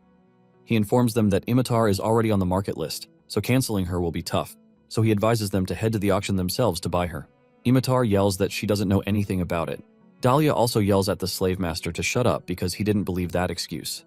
The man laughs at them and tells them it's legitimate because as a master, he can sell and buy slaves however he wants, claiming it's an agreement found in the legal slave trading rights. Dahlia gets pissed at the man for pulling such a dirty trick, but Maron notes that although the slave master acted childishly, he used his head. He believes that the auction story was something that man cooked up on the spot because he doesn't want to sell Imitar. Maron believes that as long as Imitar belongs to the slave master, one can't stop him from refusing to sell or putting Imitar up for auction. Noting that the man wants to make Imitar suffer that badly, Maron agrees to join the auction to buy her. This stuns Imitar, but he tells her not to do anything rash and to wait because he has a plan. She asks him why he's going so far to help her, and it makes him remember back when he was in the nursery how his sister once told him that all kids need someone to look after them and adults to guide and protect them. She insisted that every child born into the world deserved protection, and it was the reason why the nursery was created. Presently, Maron replies that she's the only one who can protect the kids, and that's why saving them isn't the end. She shouldn't leave them alone. He encourages her to stay by their side and ensure they eat well. She agrees and then warns him not to screw up or else she won't forgive him. As Dahlia walks away, he notes that he's not thrilled, but believes Maron has a plan, so he'll follow through with it, and with that, he bids Imodar farewell. After they leave, the slave master laughs and notes that Imodar has some reliable friends. He then asks her if she thinks her friends can set her free. The man walks up to her and tells her that if he wanted to put Imodar in the auction and sell her that no matter how much she struggles, she can't escape from him, and in the end, she'll wind up back with him. As he walks off, she asks him what he's scheming, but he tells his assistant to contact the Merchant Guild's support squad and get ready. On the auction night, as people buy slaves, Dahlia and Maron sit as bidders. They learn that the average Beastman slave prices range between 8 and 9 gold, and if it reaches 10 gold, Dahlia offers to cover up. Right after the last human slave got auctioned off, the announcer calls on Imitar and introduces her as a gladiator slave who climbed to the Colosseum hero record. While he states all her abilities, Imitar notes that her master definitely pulled some dirty trick, and she wishes she could tell Dahlia about it. Her slave master sees Imitar and scoffs at her party members, saying they don't have much cash left after blowing a lot to buy Imitar's siblings. He doesn't plan to let them buy Imitar even if hell freezes over. And for that, he stationed a merchant who will bid for Imitar so high that the others would have no choice but to back down. The announcer starts the bidding session from 6 gold and 30 silver, but then the merchant, who quickly raises his hand, bids 20 gold. The high amount shocks the entire crowd, and the announcer happily continues the auction. At this point, Imitar falls into despair, while the announcer calls out if there's anyone bidding over the amount. Dahlia shudders in his boots as the amount the merchant had bid was completely out of his finances. But what he didn't expect happened next. Maron raises his number and asks the announcer what their maximum bid is. The man replies that it's 30 gold for humans and 50 gold for other races. Without wasting time, Maron announces that he'll bid 50 gold. Dahlia freaks out and asks him, thinking Maron only had 10 gold, but Maron reveals that he only suggested that amount, but never said that was all he had. After all, he never trusted the slave master. Upon hearing Maron's price, the announcer looks at him and wonders if he can pay such a huge amount, and he doesn't look reliable to pay in installments, so he looks down on Maron and tells him that the auction house only allows payments up front. Instantly, Maron walks to the podium, defying the announcer's warning. He looks at Imitar, who doesn't have a clue what he's thinking, and to everyone's surprise, Maron opens his storage window and dumps 50 gold coins on the podium. The slave master cannot believe his eyes as he wonders how Maron, a mere C-rank adventurer, was able to get such a huge fund. The announcer, on the other hand, looks at the coins and declares Imitar sold. Later that evening, Imitar returns to her siblings, and she cries while hugging them, noting that she's finally a true free folk. Dahlia, on the other hand, asks Maron why he didn't tell him he had such an amount of money in cash, but Maron replies that Dahlia never asked how much he had. With that out of the way, Dahlia doesn't press on, and he's happy the family is once again united. Imitar then calls Maron and thanks him for helping her and her siblings. While she wonders how she should repay him, her siblings smell a delicious meat aroma and immediately latch onto him to go grab some food. After the leave, Imitar asks Dahlia what she should do since she has no idea how to repay Maron, but Dahlia tells her not to think too much about it, and Maron probably likes them as comrades, so it's best if they stick together from that moment. She then asks Dahlia if there's something during lunch because Maron smells oily and tasty, but then Dahlia eventually processes what's going on. So he runs to Maron to stop him from feeding the siblings out of the meat made from monsters. As Maron tries to feed Imitar's younger brothers, Dahlia suddenly barges into his room and demands that he stop. Confused, Maron asks what the problem is. But before he can get an answer, Imitar's brothers happily munch on the deep-fried meat he offered to them. After the first bite, the boys praise the taste, but Dahlia asks what exactly he is feeding them. Imitar casually assumes it is fried chicken and says it should be fine since her brothers already have all their teeth. However, the realization suddenly hits her, and she asks what the fried meat is made of. Without hesitation, Maron tells her it is harpy meat, and Imitar asks why he is feeding them vile meat. She snatches the meat away from them, calling it dirty, but the boys protest loudly, insisting they want more of the delicious meat. As she argues with them, the aroma of the fried meat reaches Imitar's nose. She then decides to pretend to eat it and collapse dramatically to scare her brothers into stopping. Still, she cannot bring herself to willingly consume monster meat. After a brief internal struggle, she steels herself to take the fall for her siblings and plans to roll on the ground dramatically after biting into it, acting as if it's poisonous. After eating the harpy meat, Imitar freezes for a while, and Dahlia asks if it's really poisoned. Shivering in disbelief, Imitar wonders why it's so good, but her brother's non-stop pestering finally snaps her out of it. She thinks about the juicy taste and wonders if it's really harpy meat. When Maron asks her if it tastes good, she hurriedly lies and says it doesn't. She then scoops up her brothers and storms off, declaring that she will never forget the insult. Not long after, Maron tells Dahlia to start giving him 90% of the request income that goes to him until he's able to repay his 70 gold coins. Stupefied, Dahlia asks if Maron wants him to starve to death, but he doesn't care that much about it. Thereafter, he demands the reward Dahlia promised since the matter has been settled. Later at night, Dahlia leads Maron into the forest, and he asks if it's necessary to come at night. Dahlia explains that the village is too crowded and that spirits dislike such environments. Maron then asks how he is able to grant an attribute blessing, noting from his words that it is not something just anyone can do. Dahlia tells him to remove his thick gloves, explaining that part of his bare skin must be exposed for the blessing to permeate. After following the instructions, Dahlia briefs him about how elves born in the forest receive the blessing of a spirit. The blessing's attributes become their inner potential, and these spirits accompany them for life. He adds that he can ask a spirit to grant its blessing to others. Such encounters only happen once in a lifetime, which is why people often save them for spouses or close family members. Realizing how precious such a blessing is, Maron asks if he truly wants to use it on him. Dahlia replies that Maron is his benefactor, since he helped him fulfill a lifelong wish to save his comrades suffering at the hands of humans. Thereafter, Dahlia calls upon the wind spirit, Sylph, and a gentle breeze surrounds Maron. Unable to see the magical things with his bare eyes, Maron feels the gentle wind brushing against his skin instead. Shortly after, Dahlia briefs him about another vile reason why the humans purchased elves in the past. Apparently, the humans sought to steal the blessings from the elves, and the elves endured this humiliation to protect their pride.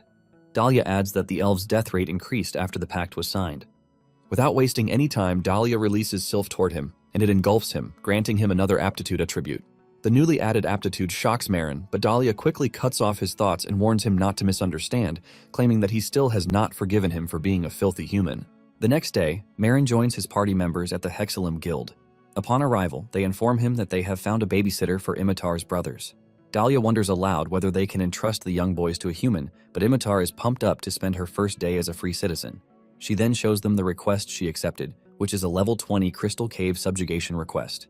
Dahlia isn't excited because the mission involves fighting mud dwarfs in muddy swamps, but Imitar considers it a safe rank C request. As they prepare for the dungeon, Maron studies the mud monster's traits while wondering what they might taste like. Noticing his expression, Dahlia guesses what Maron is thinking about. But Imitar asks them to move to the village's entrance, where the carriage she arranged is waiting. While walking through the streets, Dahlia asks Imitar if she researched all the other monsters in the cave. Imitar affirms and says she will explain everything once they are inside the carriage. She also mentions wanting to secure a place to live with her siblings, as they have been staying at an inn. Suddenly, an expensive carriage stops in front of them. Dahlia and Maron assume it's the carriage Imitar rented, but she refutes it. Surprisingly, Imitar's former slave master steps out of the carriage. The dude smirks and talks like he predicted their movement. Disturbed by his arrival, Maron says their transaction is complete and asks what he wants. The man then says he missed Imitar and has come to propose, hoping to retransact the slave, but the suggestion leaves Maron speechless. Dahlia gets mad at the slave master, yelling at him for trying to pull a dirty trick by requesting to purchase Imitar. However, the man silences Dahlia, calling him an outsider who should butt out of their conversation. He also tells Imitar, who glares daggers at him, to soften her gaze. After all, they've known each other for a long time. He then announces that the 2 guards with him are above level 80, so Imitar shouldn't act brash else she'll get what's coming. After cautioning them, the slave master continues his conversation with Maron, offering to pay 100 gold for Imitar, but Maron refuses. The man gets stunned, and he wonders if the amount was too small because on a normal note he feels Imitar isn't worth more than that. As he belittles the beastkin, Dahlia roars at him, but then he can't vent his anger because of the guards. Still, the slave master increases the price to 150 and 160 gold, but Maron remains adamant. Imitar then yells at the slow man to let him know that it doesn't matter the amount he bids, because Maron won't sell her. The man, who thinks everything is business, still insists and offers to buy her for 200 gold, believing that Maron won't say no to his offer. Maron then gives it a thought, and his party mates are surprised by it. But he then reveals that he's just joking, so he reminds the slave master that Imitar's slave documents were already gotten rid of back then in the auction house, so she is no longer a slave, and for that reason, Maron won't have any further transaction with him. He then warns the man that if he treats Imitar carelessly in the future, he won't let it slide. The slave master finally gets it, and he gets mad at the party, so he tells them that he tried to settle things peacefully with money, but there's no other way.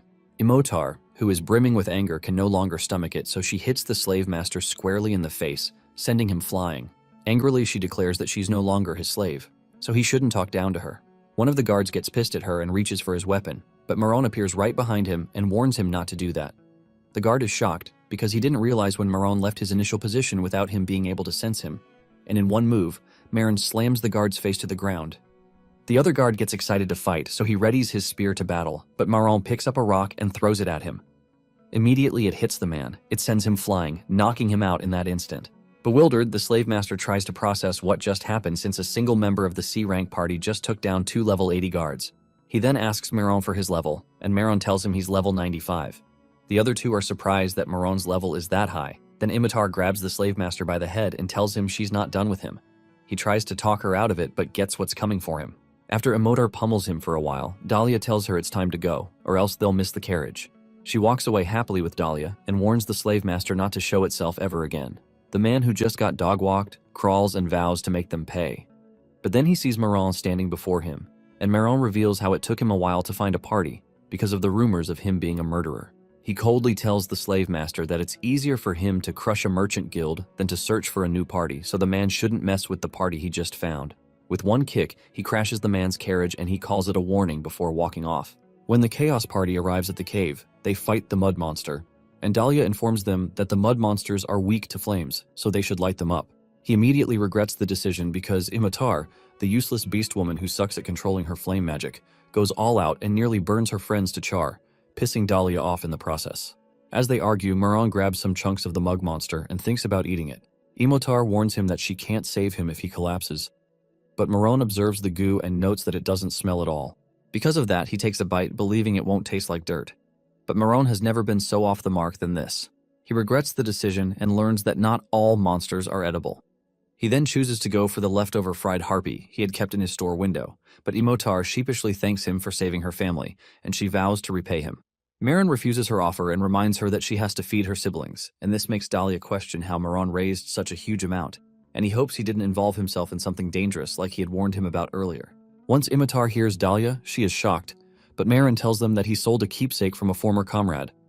This surprised Imitar even more, and as she hears Maron speak of how he had decided to sell it, she gets frustrated and asks him why. But Maron tells her it's fine because they are now his comrades, and if she wants to repay him, she should keep parting with him henceforth. She wonders if that's all, but once he reassures her and calls her their leader, Imitar gets fired up and promises to do her best as their leader.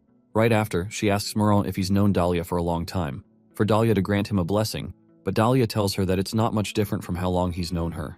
While snacking, he tells her that it was a payment for a contract, and this surprises Imitar since Dahlia willingly handed out a blessing to a human whose face he hadn't seen. As fickle as ever, Imitar asks Maron why he always wears a helmet, and he tells her that he has personal reasons. Seeing her come close to him while wriggling her fingers, Maron asks her what she's up to, but Imitar closes the distance and wants to pry the helmet open. Thankfully, Dahlia stops her, saying it's indecent to pry into things others don't want to show.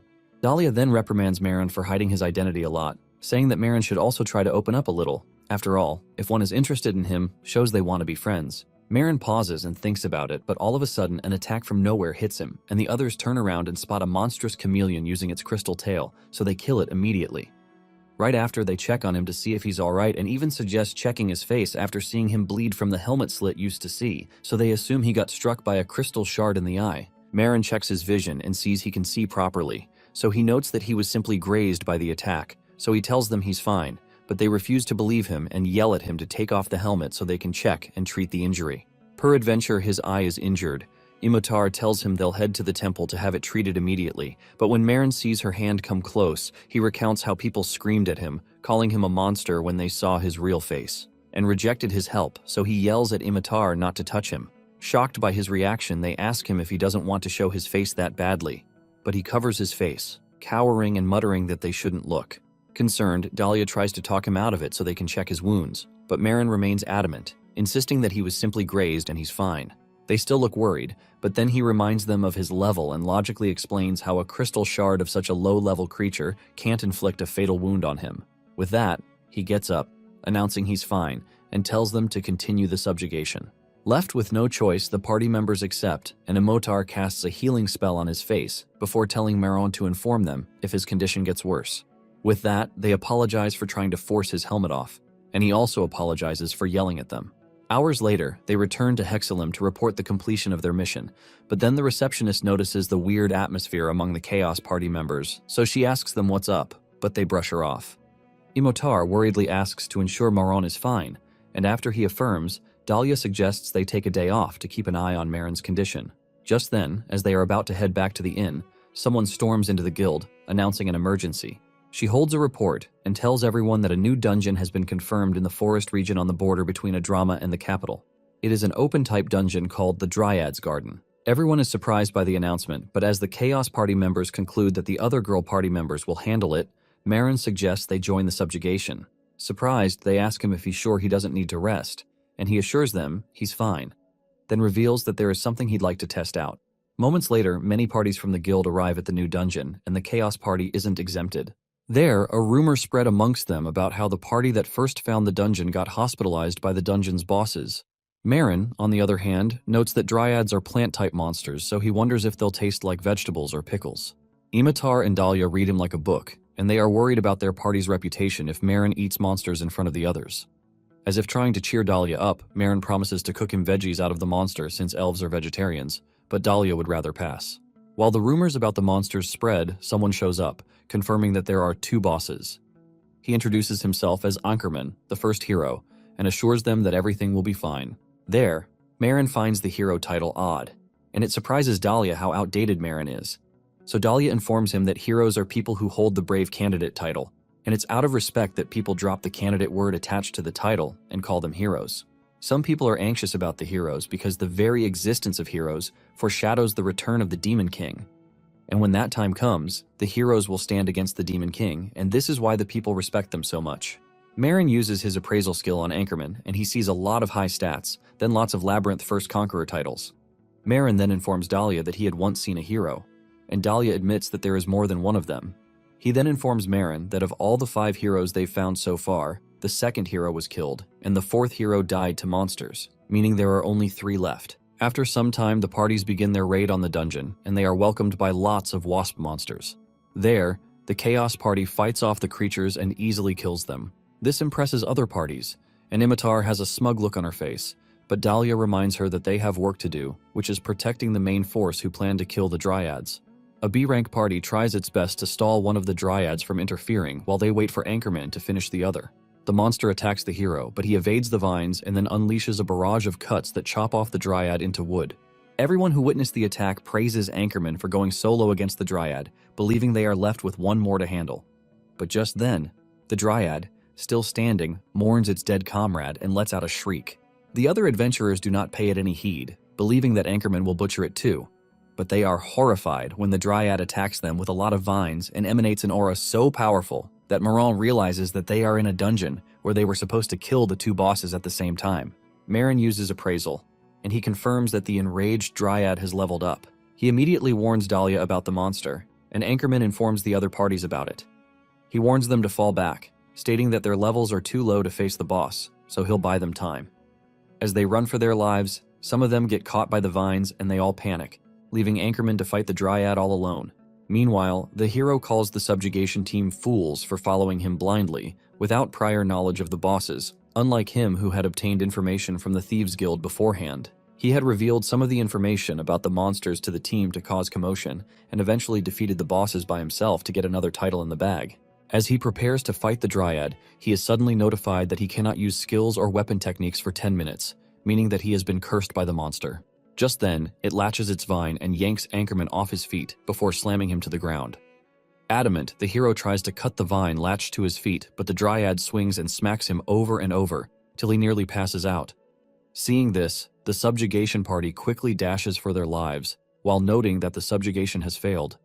Marin, on the other hand, notes that if they stayed, the casualties would increase, so he dashes straight at the monster and activates the martial arts swordsmanship skill, but then he doesn't know what output to use against the Dryad, so he decides to make it moderate.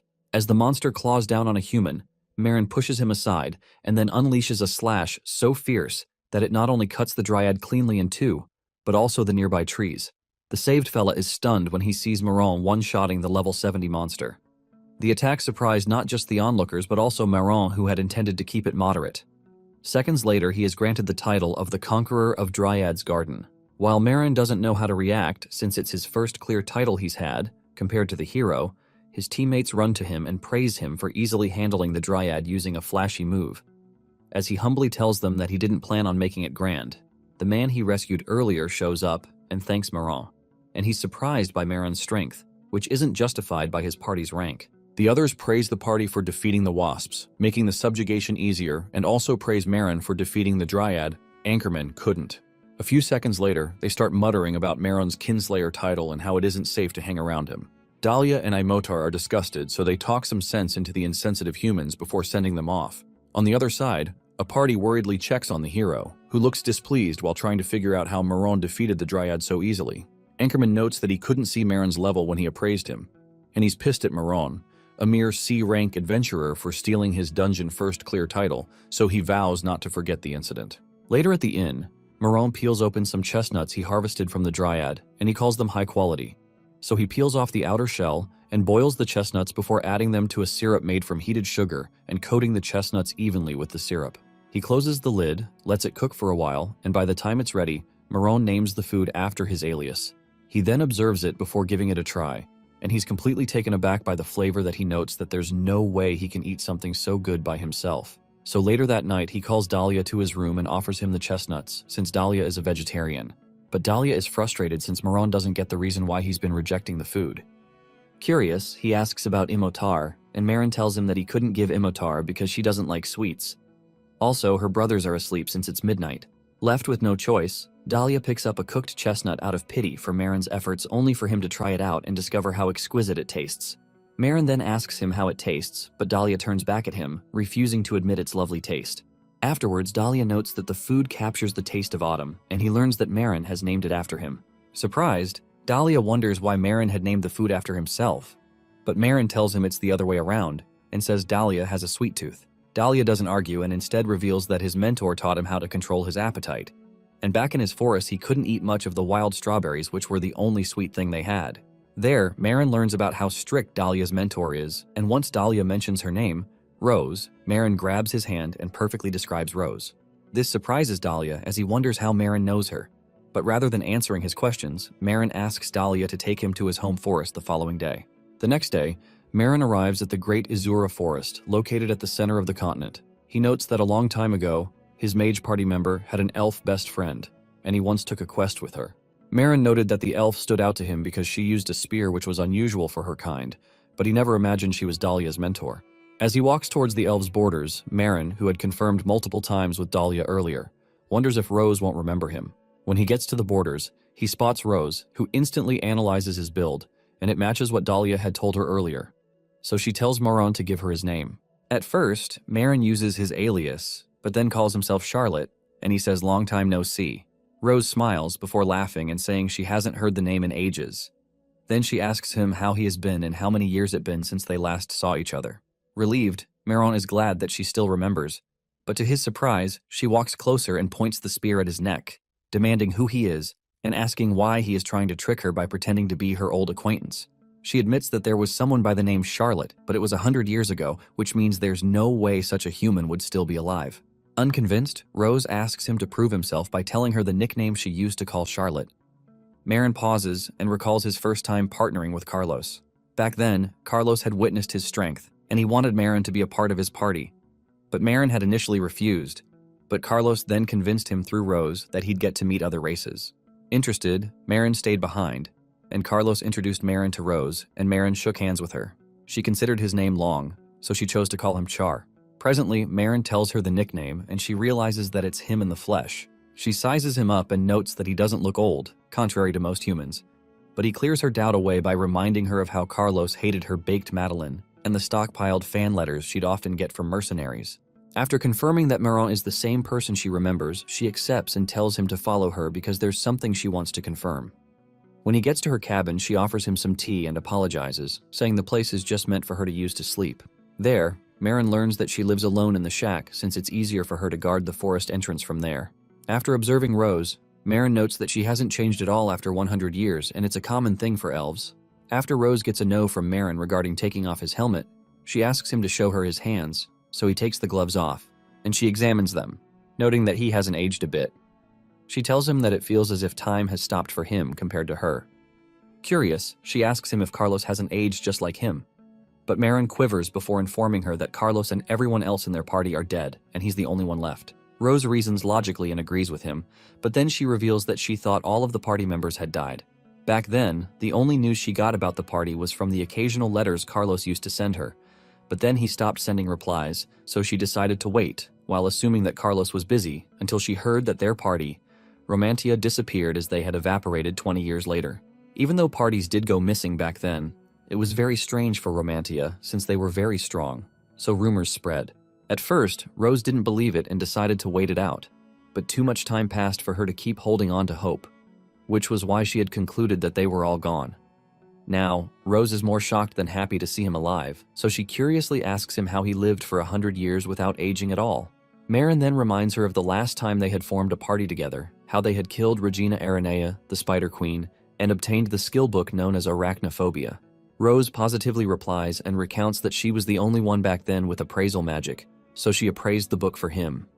Maron then tells her that the reason he's still alive and the reason his comrades are dead is because of the book. Giving an account of the events that transpired, Maron explains how his party had been on a mission to hunt goblins in a certain forest. Unfortunately, they were met with tons of other powerful monsters which naturally shouldn't have been in the area. Still, they stuck to their formations, and with Maron being the shield, they were able to subjugate the creatures without any casualties. After defeating the monsters, the team gathered and began to plan their next course of action. Because the goblins they encountered didn't in any way match the descriptions they were given by the client who hired them, they decided that they would demand extra payment. Not wanting to go further into the dangerous forest, the team decided that the best course of action would be to retreat, taking some of the monsters' corpses as proof of what they experienced. But before they could take any action, they sensed the presence of a mysterious being, which suddenly appeared behind them. They could immediately tell that something seemed off, so they got into formation, asking the being to identify itself. The being expressed its disappointment about how they had destroyed the monsters it had taken its precious time to create. It then revealed itself properly, and to their surprise, they were astonished to see a scaled creature that was neither human nor a different known race. Terrified, Maron had tried to use his appraisal skill to check its stat, but things didn't end well for him. He was only able to confirm for a fact that the creature wasn't human, but in that same moment, he was sent crashing into a tree. The being didn't like the fact that a mere human dared peek at its stats, so it decided to get physical. At that very moment, the rest of the team knew what was coming, so they got ready for battle. The party healer immediately started treating Maron, who was already half dead at the moment. The being then introduced itself as the Gold Dragon, the strongest and wisest, even among dragons. Hearing about its identity, the team already knew they wouldn't stand a chance, even if Maron wasn't injured, so they thought up a swift escape plan. Before they could actualize it, the Gold Dragon, which had already anticipated all their moves, started dropping them one by one. Hesitant to give up, the party leader tried to buy time for the healer to cast a wide area healing magic on her comrades by asking what the dragon wanted. The dragon then began to yap about how it had fallen deeply in love with the Demon King and therefore had devoted its entire life to resurrecting him. Thanks to the dragon's yapping, Demian was able to ready the spell, and the entire party planned to escape as soon as the mass healing took place. But little did they know that the dragon caught on. Just before the spell got activated, it interfered, killing the healer in an instant. Enraged, the leader charged at it with her full force to retaliate, but ended up beaten down. Now barely conscious, Maron realized that the only way to buy time for his injured teammates to make it out would be to use the arachnophobia skill from the spellbook. He then immediately activated the spellbook. But the next thing he realized was that he was stuck in a monstrous form with no dragon in sight. Worst yet, he was standing over the dead bodies of countless humans, including the current 4th Brave. Standing there in shock, he got a notification from the system, telling him he had acquired the title Kinslayer. He then understood what had transpired.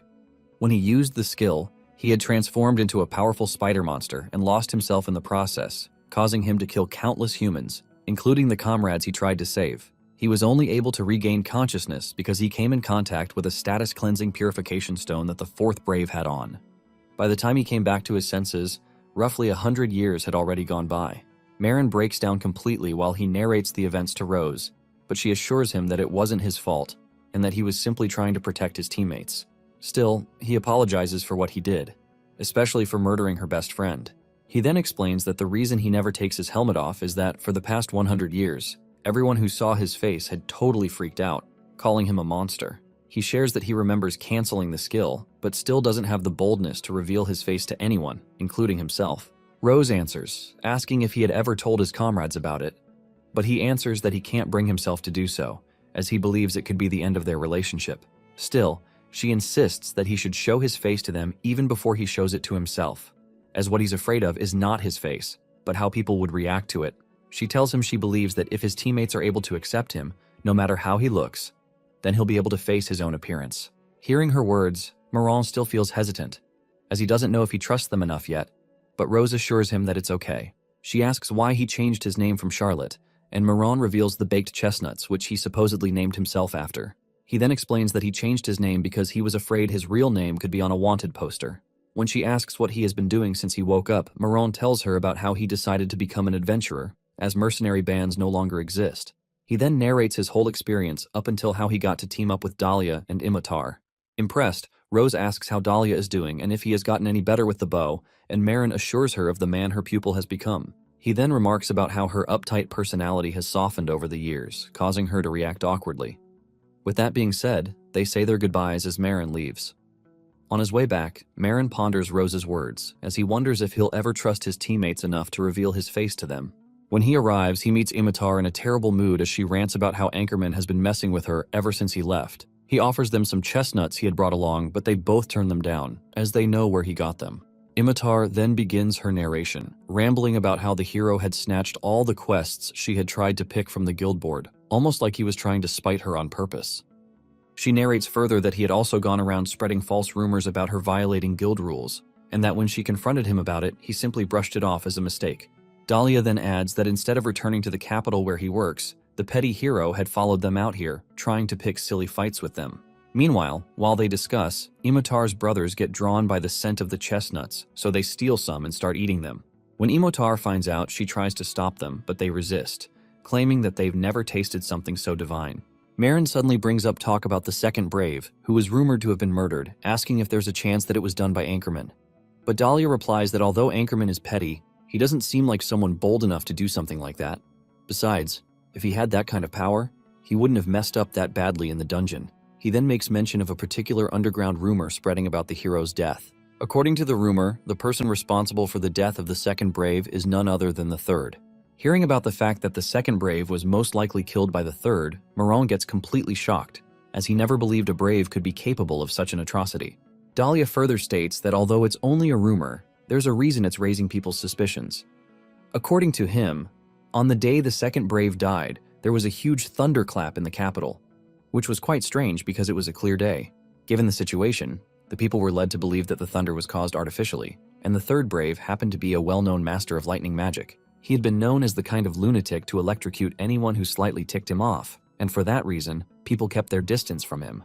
Even though they have a speculation about the death of the 2nd Brave, No one dared confront him or even talk about what happened openly because of the fear of what he could do to them. The royal capital had then announced that the second brave simply died in battle while trying to defend the nobles from assassins. Emotar remarks that for some weird reason, all the braves seem to have a couple of screws loose in their heads. She mentions how she intends to beat up Anchorman if he messes with her again, but Dahlia warns her against it, stating that it could attract serious punishment for her. Thinking about the number of first dungeon clear titles Anchorman possesses, Maron finally works his head around it and realizes the cause of the beef. Since one of the conditions for becoming a brave is possessing a first dungeon clear title, he realizes that the brave must not like the idea of him acquiring one.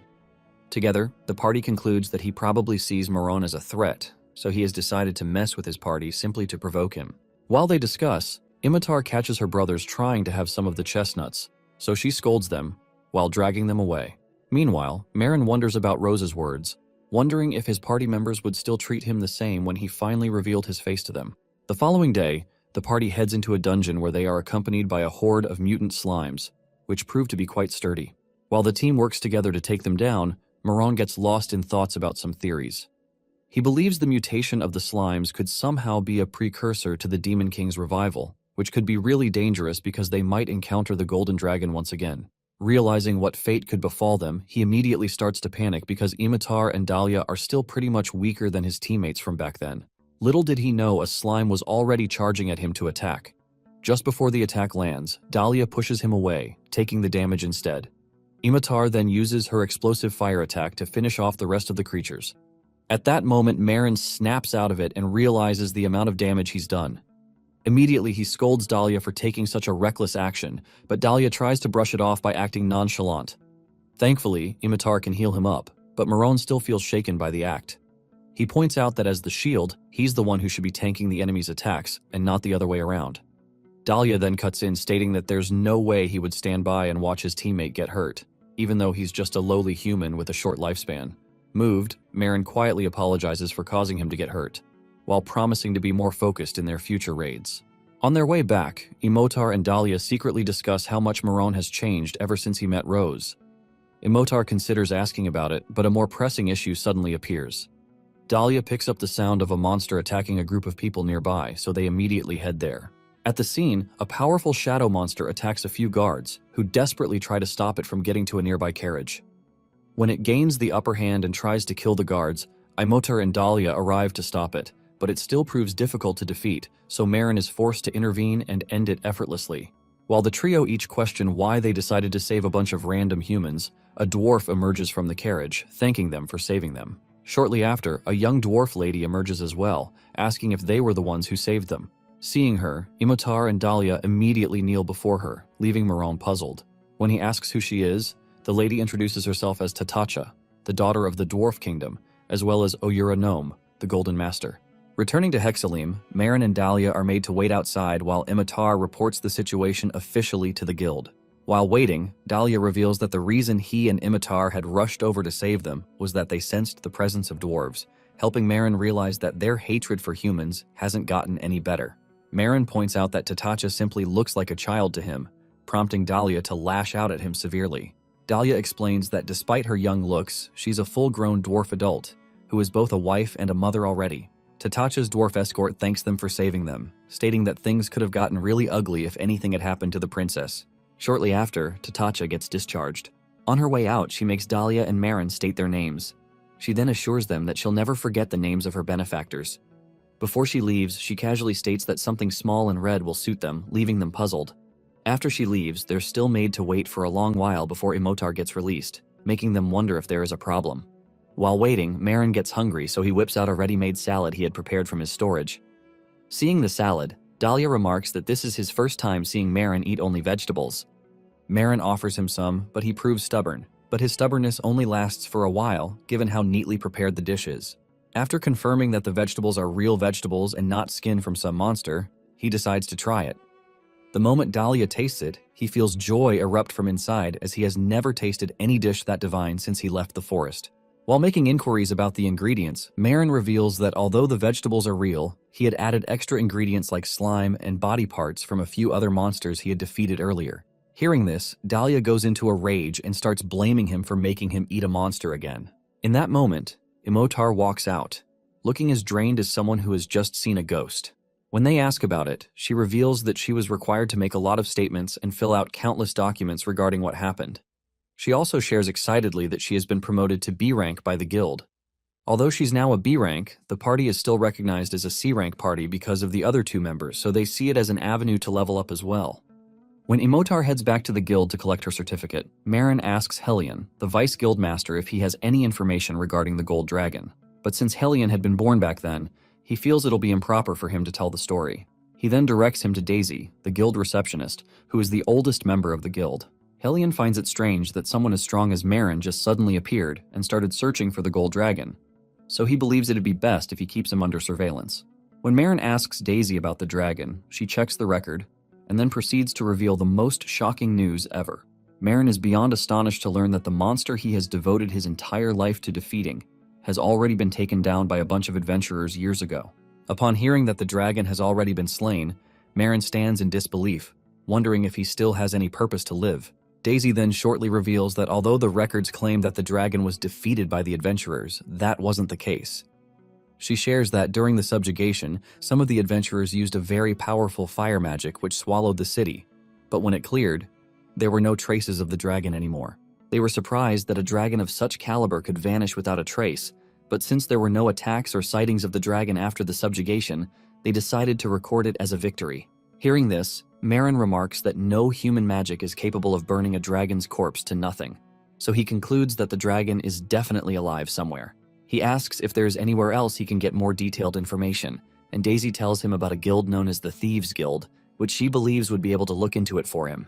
According to her, the only place he can find the Thieves Guild would be in a faraway western wasteland, known to house traveling adventures. But since the western region has higher average monster levels, the guild has placed a restriction, stating that an adventurer has to be at least a B rank to be allowed there. The information provides Maron all the motivation he needs to get promoted, as he really needs to gather as much intel as he can on the gold dragon. The party then spends the next couple of days taking as many quests as possible, catching the attention of the other adventurers in the process. As a result, rumors begin to spread about not only their feats, but also about Maron's monster-eating habits. When they return from a quest one day, Imotar and Dahlia bond over the trauma Marin caused them by trying to consume 15 different types of slimes. After their quest completion gets verified at the guild, Maron and Dahlia finally get promoted to B rank, raising the rank of the party as well. While getting the documents finalized, Imotar randomly brings up talk about a festival taking place soon, so they decide to attend it as a means to blow off steam from their marathon. A few moments later, Anchorman shows up, putting the party on edge. When they ask why he came, he replies that he simply stopped by to commend their hard work. He then goes on to rub the fact that he's an A rank in their faces, while telling them to strive more to be like him. Marin doesn't seem interested in having anything to do with him, so he tries to walk away, only to get interrupted once more. This time, Anchorman publicly asks why he still hasn't shown anyone his face, catching the attention of nearby adventurers. He states that as a B rank, he's now a part of the guild's main forces, which would require him to reveal his face as a symbol of trust. Imotar and Dahlia try to defend Maron, but it only makes Anchorman press further. A staff member from the guild then agrees with bothering First Brave's point, stating that even if Maron doesn't want to reveal his face to the public, it is required for him to reveal it to the guild staff. Surprisingly, Anchorman doesn't stop there. Instead, he accuses the guild of trying to conceal the identity of a dangerous person with the Kinslayer title. At that moment, the nearby adventurers then begin to gossip about the fact that Maron not revealing his face makes him way more terrifying, agitating him in the process. Imotar and Dahlia keep trying to defend him, but it only makes matters worse. Maron then realizes that he has no other choice but to take off his helmet. He immediately starts sweating profusely as he tries to take it off for the first time. Carrying the trauma and resistance from his memories, Marin struggles to take off the helmet, but his hands feel heavier than ever. While he sweats profusely, Anchorman teases him about his inability to reveal his face even after attracting this much attention. He then threatens to formally request an investigation from the guild into why and how Maron obtained the Kinslayer title. In that moment, Marin dashes out of the building, making him appear even more suspicious to the rest of the adventurers. Immediately after he leaves, Imotar confronts Anchorman, who continues to yap about how he believes Maron to be a criminal. She threatens to uproot his head from his spine if he doesn't shut up, and as expected, the petty hero doesn't listen. Annoyed, she tries to attack, but is immediately warned by Dahlia, who tells her she'd be committing a crime and jeopardizing the party's adventurer status if she lays hands on a brave. They then leave the building with their heads bowed down.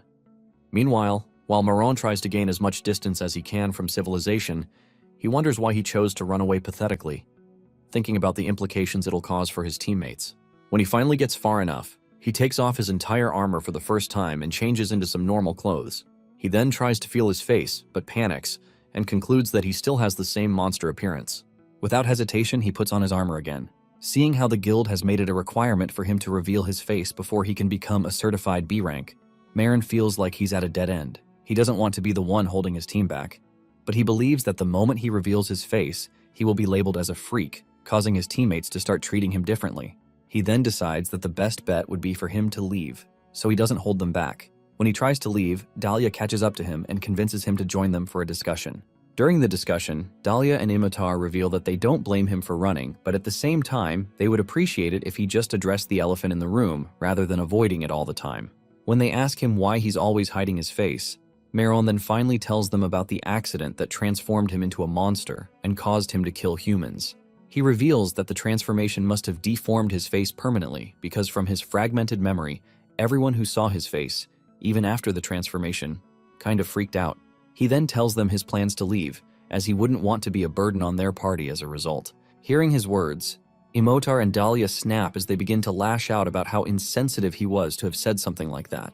They reveal that despite their undying hatred for humans, they agreed to be in a party with him, and yet he still believes that they would ditch him because he looks a bit more chopped than other humans. They then assure him that no matter how cooked his looks are, they'd still be gang, referring to the fact that nothing could come close to the fact that he's already a weirdo who eats monsters. He makes them promise not to freak out, no matter how his appearance comes off to them, and they both put it on their mamas. When he finally takes off his helmet, they both freak out uncontrollably as they fall short of words to say. At Hexalim Guild, the adventurers gathered in the hall are busy discussing Maron, who is rumored to finally reveal his face that day. Since he belongs to the Messy Party, a group known for openly hating humans, some adventurers speculate that he might not even be human, but others argue against it because of his Kinslayer title. Before the debate can escalate, Anchorman steps in and calmly claims that Maron might just be an ordinary and innocent person. Without any hesitation, the adventurers agree with him, but the shady dude does not actually care about Maron's race. Anchorman wonders what Maron is hiding that previously made him run away.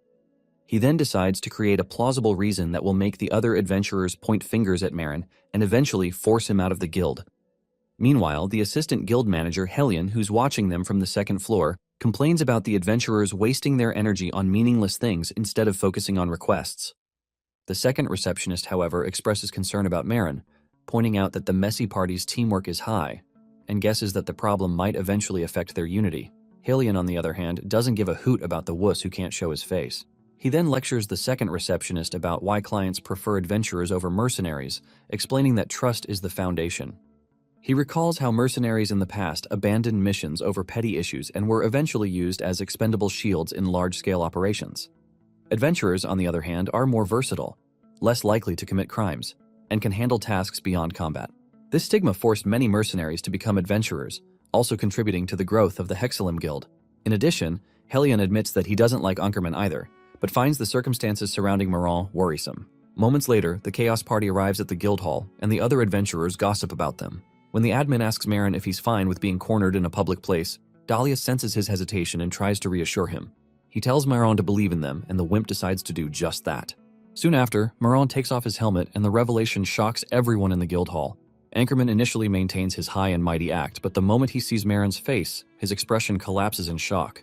Maron's radiant beauty leaves the spectators questioning his race, since no ordinary human should look that beautiful. Some even doubt his gender, since he's way prettier than most women around there. As the rumors go around, Amitar claims it's not a big deal, but Dahlia reminds her about the previous night. The night Maron revealed his face to his party members, Dahlia and Imitar froze in astonishment. Imitar smashed his helmet and threatened to blow his head off if he ever deceived people with it again. Maron kept insisting that he's ugly, but Imitar tried to teach the scammer a lesson. Luckily for him, Dahlia held Imitar back and tried his best to calm the furious mutt. Thereafter, Dahlia asked why Maron viewed himself as a monster despite having such a pretty face, and Maron finally opened up. He sometimes remembers the accident from the past, which mixes with his current memories, making him forget what he really looks like. Fear and resistance also stopped him from checking his own face in the mirror. Back in the present, Maron wonders if he might be summoned to the royal castle if someone recognizes him. However, Dahlia and Imitar chase away the adventurers who are still staring. Some adventurers turn to Anchorman to ask for his opinion, but he's nowhere to be found. Elsewhere, Anchorman punches a wall as he vents his frustration in the alleys, but a criminal soon approaches him, attempting to rob him at blade point. Before the man can finish his demands, Anchorman swiftly decapitates him and wonders why Maron hid his face with a helmet. After connecting the dots, Anchorman convinces himself that Maron set a trap from the beginning. He believes Maron stole his first dungeon clear title and now intends to drag down his reputation as a hero. Just then, his underling arrives and asks if he has finished his business there. Anchorman responds with a fake smile and decides it's time to return to the capital. Following that, he orders the underling to clean up the remains of the rude dude who pointed a blade at him. The underling accepts the order and informs him that carriage arrangements will be made after he cleans up. Thinking inwardly, Anchorman concludes that Maron is plotting to steal his great fame and then vows to make him regret ever defying a hero. On the day of the Festival of the New Sun, which is celebrated in a drama as summer approaches, music fills the streets, people dance under the blazing sun, and everyone indulges in rich food and fine alcohol. At a lively pub, Imitar clanks her cup with her party members and makes a toast, deciding to enjoy the festival properly and celebrate the results of their hard work. Shortly after, Dahlia notices the awkward expression on Maron's face while still radiating his beauty effortlessly. Imitar blames Maron's bummed-out expression on Dahlia, who made him try on clothes for 3 hours straight. Imitar adds that Dahlia looked possessed back then, claiming it was a bit scary. On the other hand, Maron says he doesn't need that many clothes. But Dahlia doesn't care about his opinion. Since he looks that good, Dahlia insists it is his responsibility to dress in a way that matches his face. Imitar also agrees and tells him to dress up more often, leaving Maron wondering how he somehow ended up being the one at fault. Not long after, it dawns on Maron that it's been so long since he went out without wearing his helmet. Almost immediately, some ladies passing by notice him and begin to admire his looks, but their stares make Maron uncomfortable. Imitar advises him to learn some fashion sense from Dahlia during the festive period, but soon sees the wuss covering his head with a paper bag.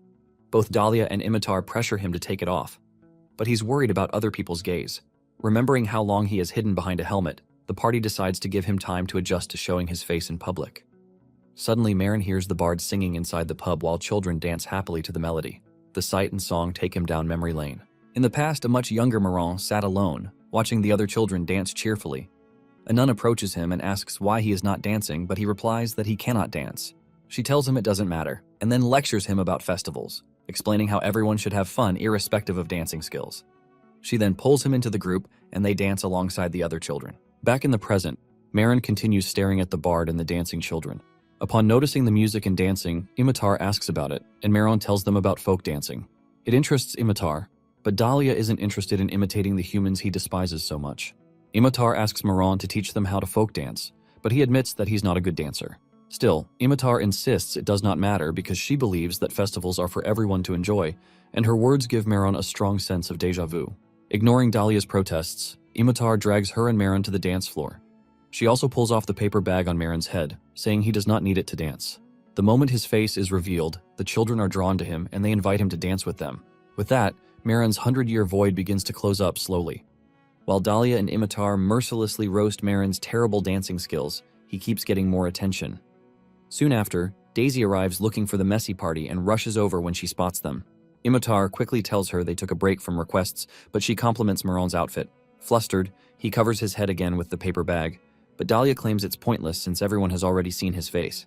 Daisy then hands the party a request, saying it is not urgent. Curious, Imitar asks what kind of request it is. Daisy reveals that it is a nominated request specifically meant for their party, which leaves all of them stunned. Elsewhere, Lady Benita enjoys the life of nobility as a maid washes her feet while she sips expensive wine. Moments later, her butler receives some information on the person she's searching for and relays the news to her. She praises their efficient search network and then decides to meet the person. Another maid brings in a magic globe and it projects Maron's image into the air. Excited, Benita smirks and orders the servants to reward the informant as promised. As she leaves, she commands them to prepare the carriage and a dress because she intends to personally go and meet Maron. In the northern part of the continent, which is a barren highland area with a series of rugged mountain ranges, there are still people living there. The messy party arrives at the mining village called Tarik, and the constant clanging of metal echoes through the air, torturing Dahlia and Imitar's eardrums. The duo complains about the noise and thick smoke emanating from the furnaces there. Imitar complains about having to resume work in the northern region right after enjoying the festival, while Dahlia wonders aloud about the identity of the person who nominated them, especially since they only recently reached B-rank status. While staring at the request form, Maron thinks about the nomination system, which is usually reserved for high-ranking nobles. When he sees that the nominator is listed as the Golden Workshop, Morgano, he wonders if they're rich enough to make the nomination request since he has never heard the name. The entire situation feels suspicious to him, and he hopes the client does not make unreasonable demands. Following the rough directions provided, the party eventually arrives at a workshop, and Imitar casually knocks on the door. After waiting a while, she grows impatient and prepares to knock harder, but Dahlia stops her, warning that breaking things would only lead to unnecessary debts. As the two bicker about how to get a response, Marin notices a strange switch mounted beside the door. Guessing it might be some sort of doorbell, he presses it. The others immediately ask what he just did, but before he can explain properly, the workshop door opens, revealing a dwarf staring back at them. The dwarf glances over their appearances and quickly deduces that they are the messy party. He invites them inside, saying he has been expecting them, and asks them to wait for another person who will be joining shortly. While they wait, Imitar complains about the door's unnecessary complication, but at that moment, a female dwarf arrives and apologizes, claiming it's a technology that has not been commercialized. As she thanks them for answering her call, Dahlia and Imitar immediately recognize her as Lord Gnome and immediately fall to their knees to honor her. Gnome tells them to sit down and relax since it's not a formal meeting, leaving them stunned.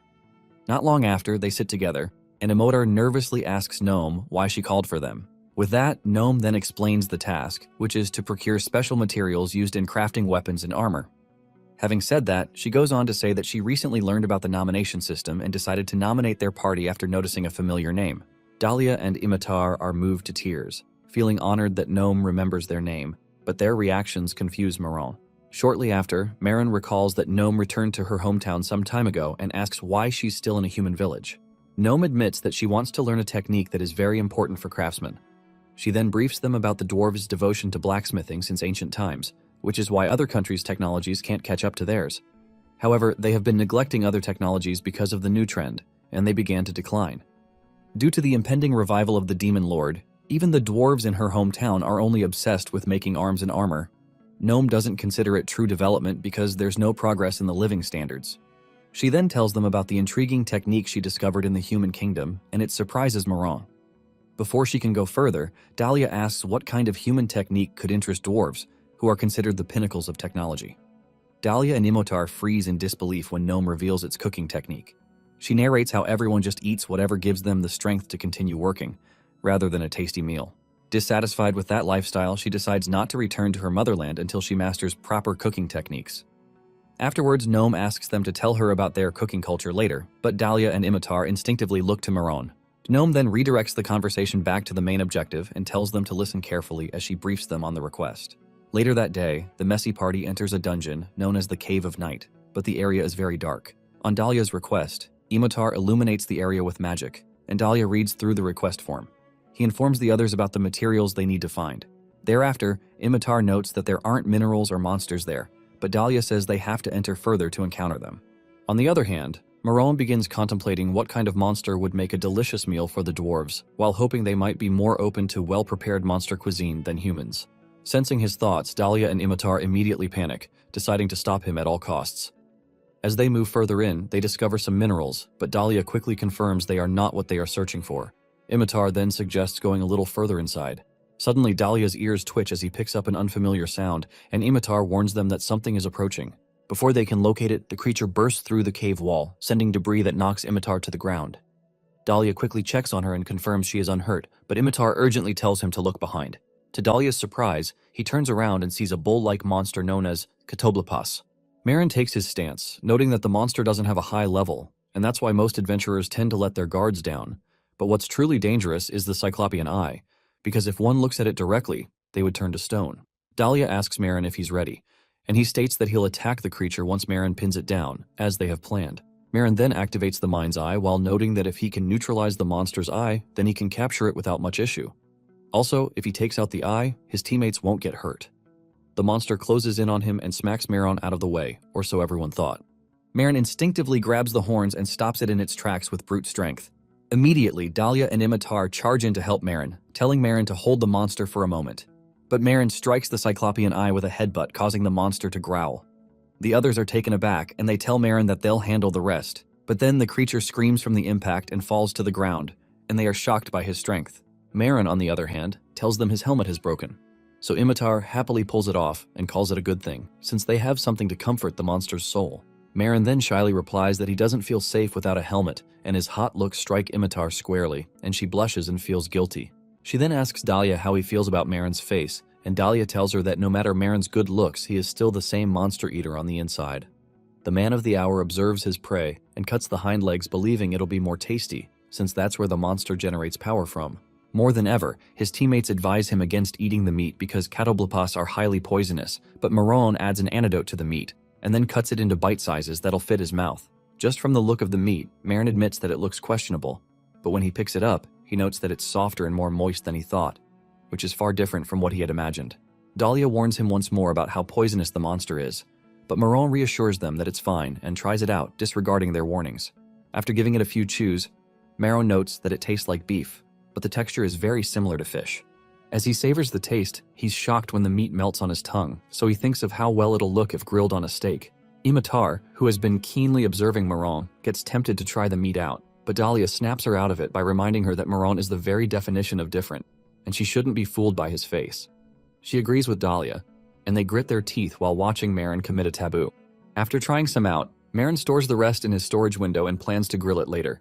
Right after, poison kicks in, and Marin bleeds from his mouth. As if expecting it, Imitar runs to catch him while Dahlia sighs from frustration. As Imitar heals Maron, she insults him for not learning, and Marin is shocked because the antidote didn't work. He suddenly receives a notification from his status window and learns he has gotten the pain tolerance skill. After getting patched up, he informs the others about the new skill, and Dahlia tells him that information about it has already been circulated by the guild, and that's why many people have it. Dahlia reveals that to get the pain tolerance skill, one needs to commit self-poisoning to themselves a certain number of times using toxins strong enough to cause pain. Marin is shocked by the information, and it pisses Imitar, who had to learn status ailment removal because of Marin's tantrums. After confirming that Marin is okay, Dahlia tells him to get up and join them in search of the whetstone. They return shortly afterwards to the blacksmith, and they are told that the master craftsman is in the middle of some important work, so they should wait for a bit. After waiting for a while, Imitar notes that she's bored since their mission ended early, but just then she realizes she hasn't eaten, and in that moment, she gets a whiff of an aroma coming from Marin's plate, and she sees it's fried harpy. Dahlia immediately scolds Marin for bringing the monster's meat to Lord Gnome's workshop, but Marin reminds them that they haven't eaten. The already starving Imotar cooks up an excuse, saying it's fine if Marin eats it before the gnome comes back. As Marin prepares to dig into the meal, he sees Imitar drooling, so he offers her some, and she instantly grabs the offer, chewing and savoring the taste. Dahlia, on the other hand, feels betrayed, so he scolds Imotar, but then she defends herself by saying she wanted to finish eating before Lord Gnome shows up. Unfortunately for her, the princess appears right behind her and asks Imitar what she's talking about. She then spots the food and asks them what it is, but Dahlia and Imitar cover it up, saying it's nothing. This makes the lady curious, so she asks them to give her one of the dishes as well, and she notes that she's looking forward to trying human food culture.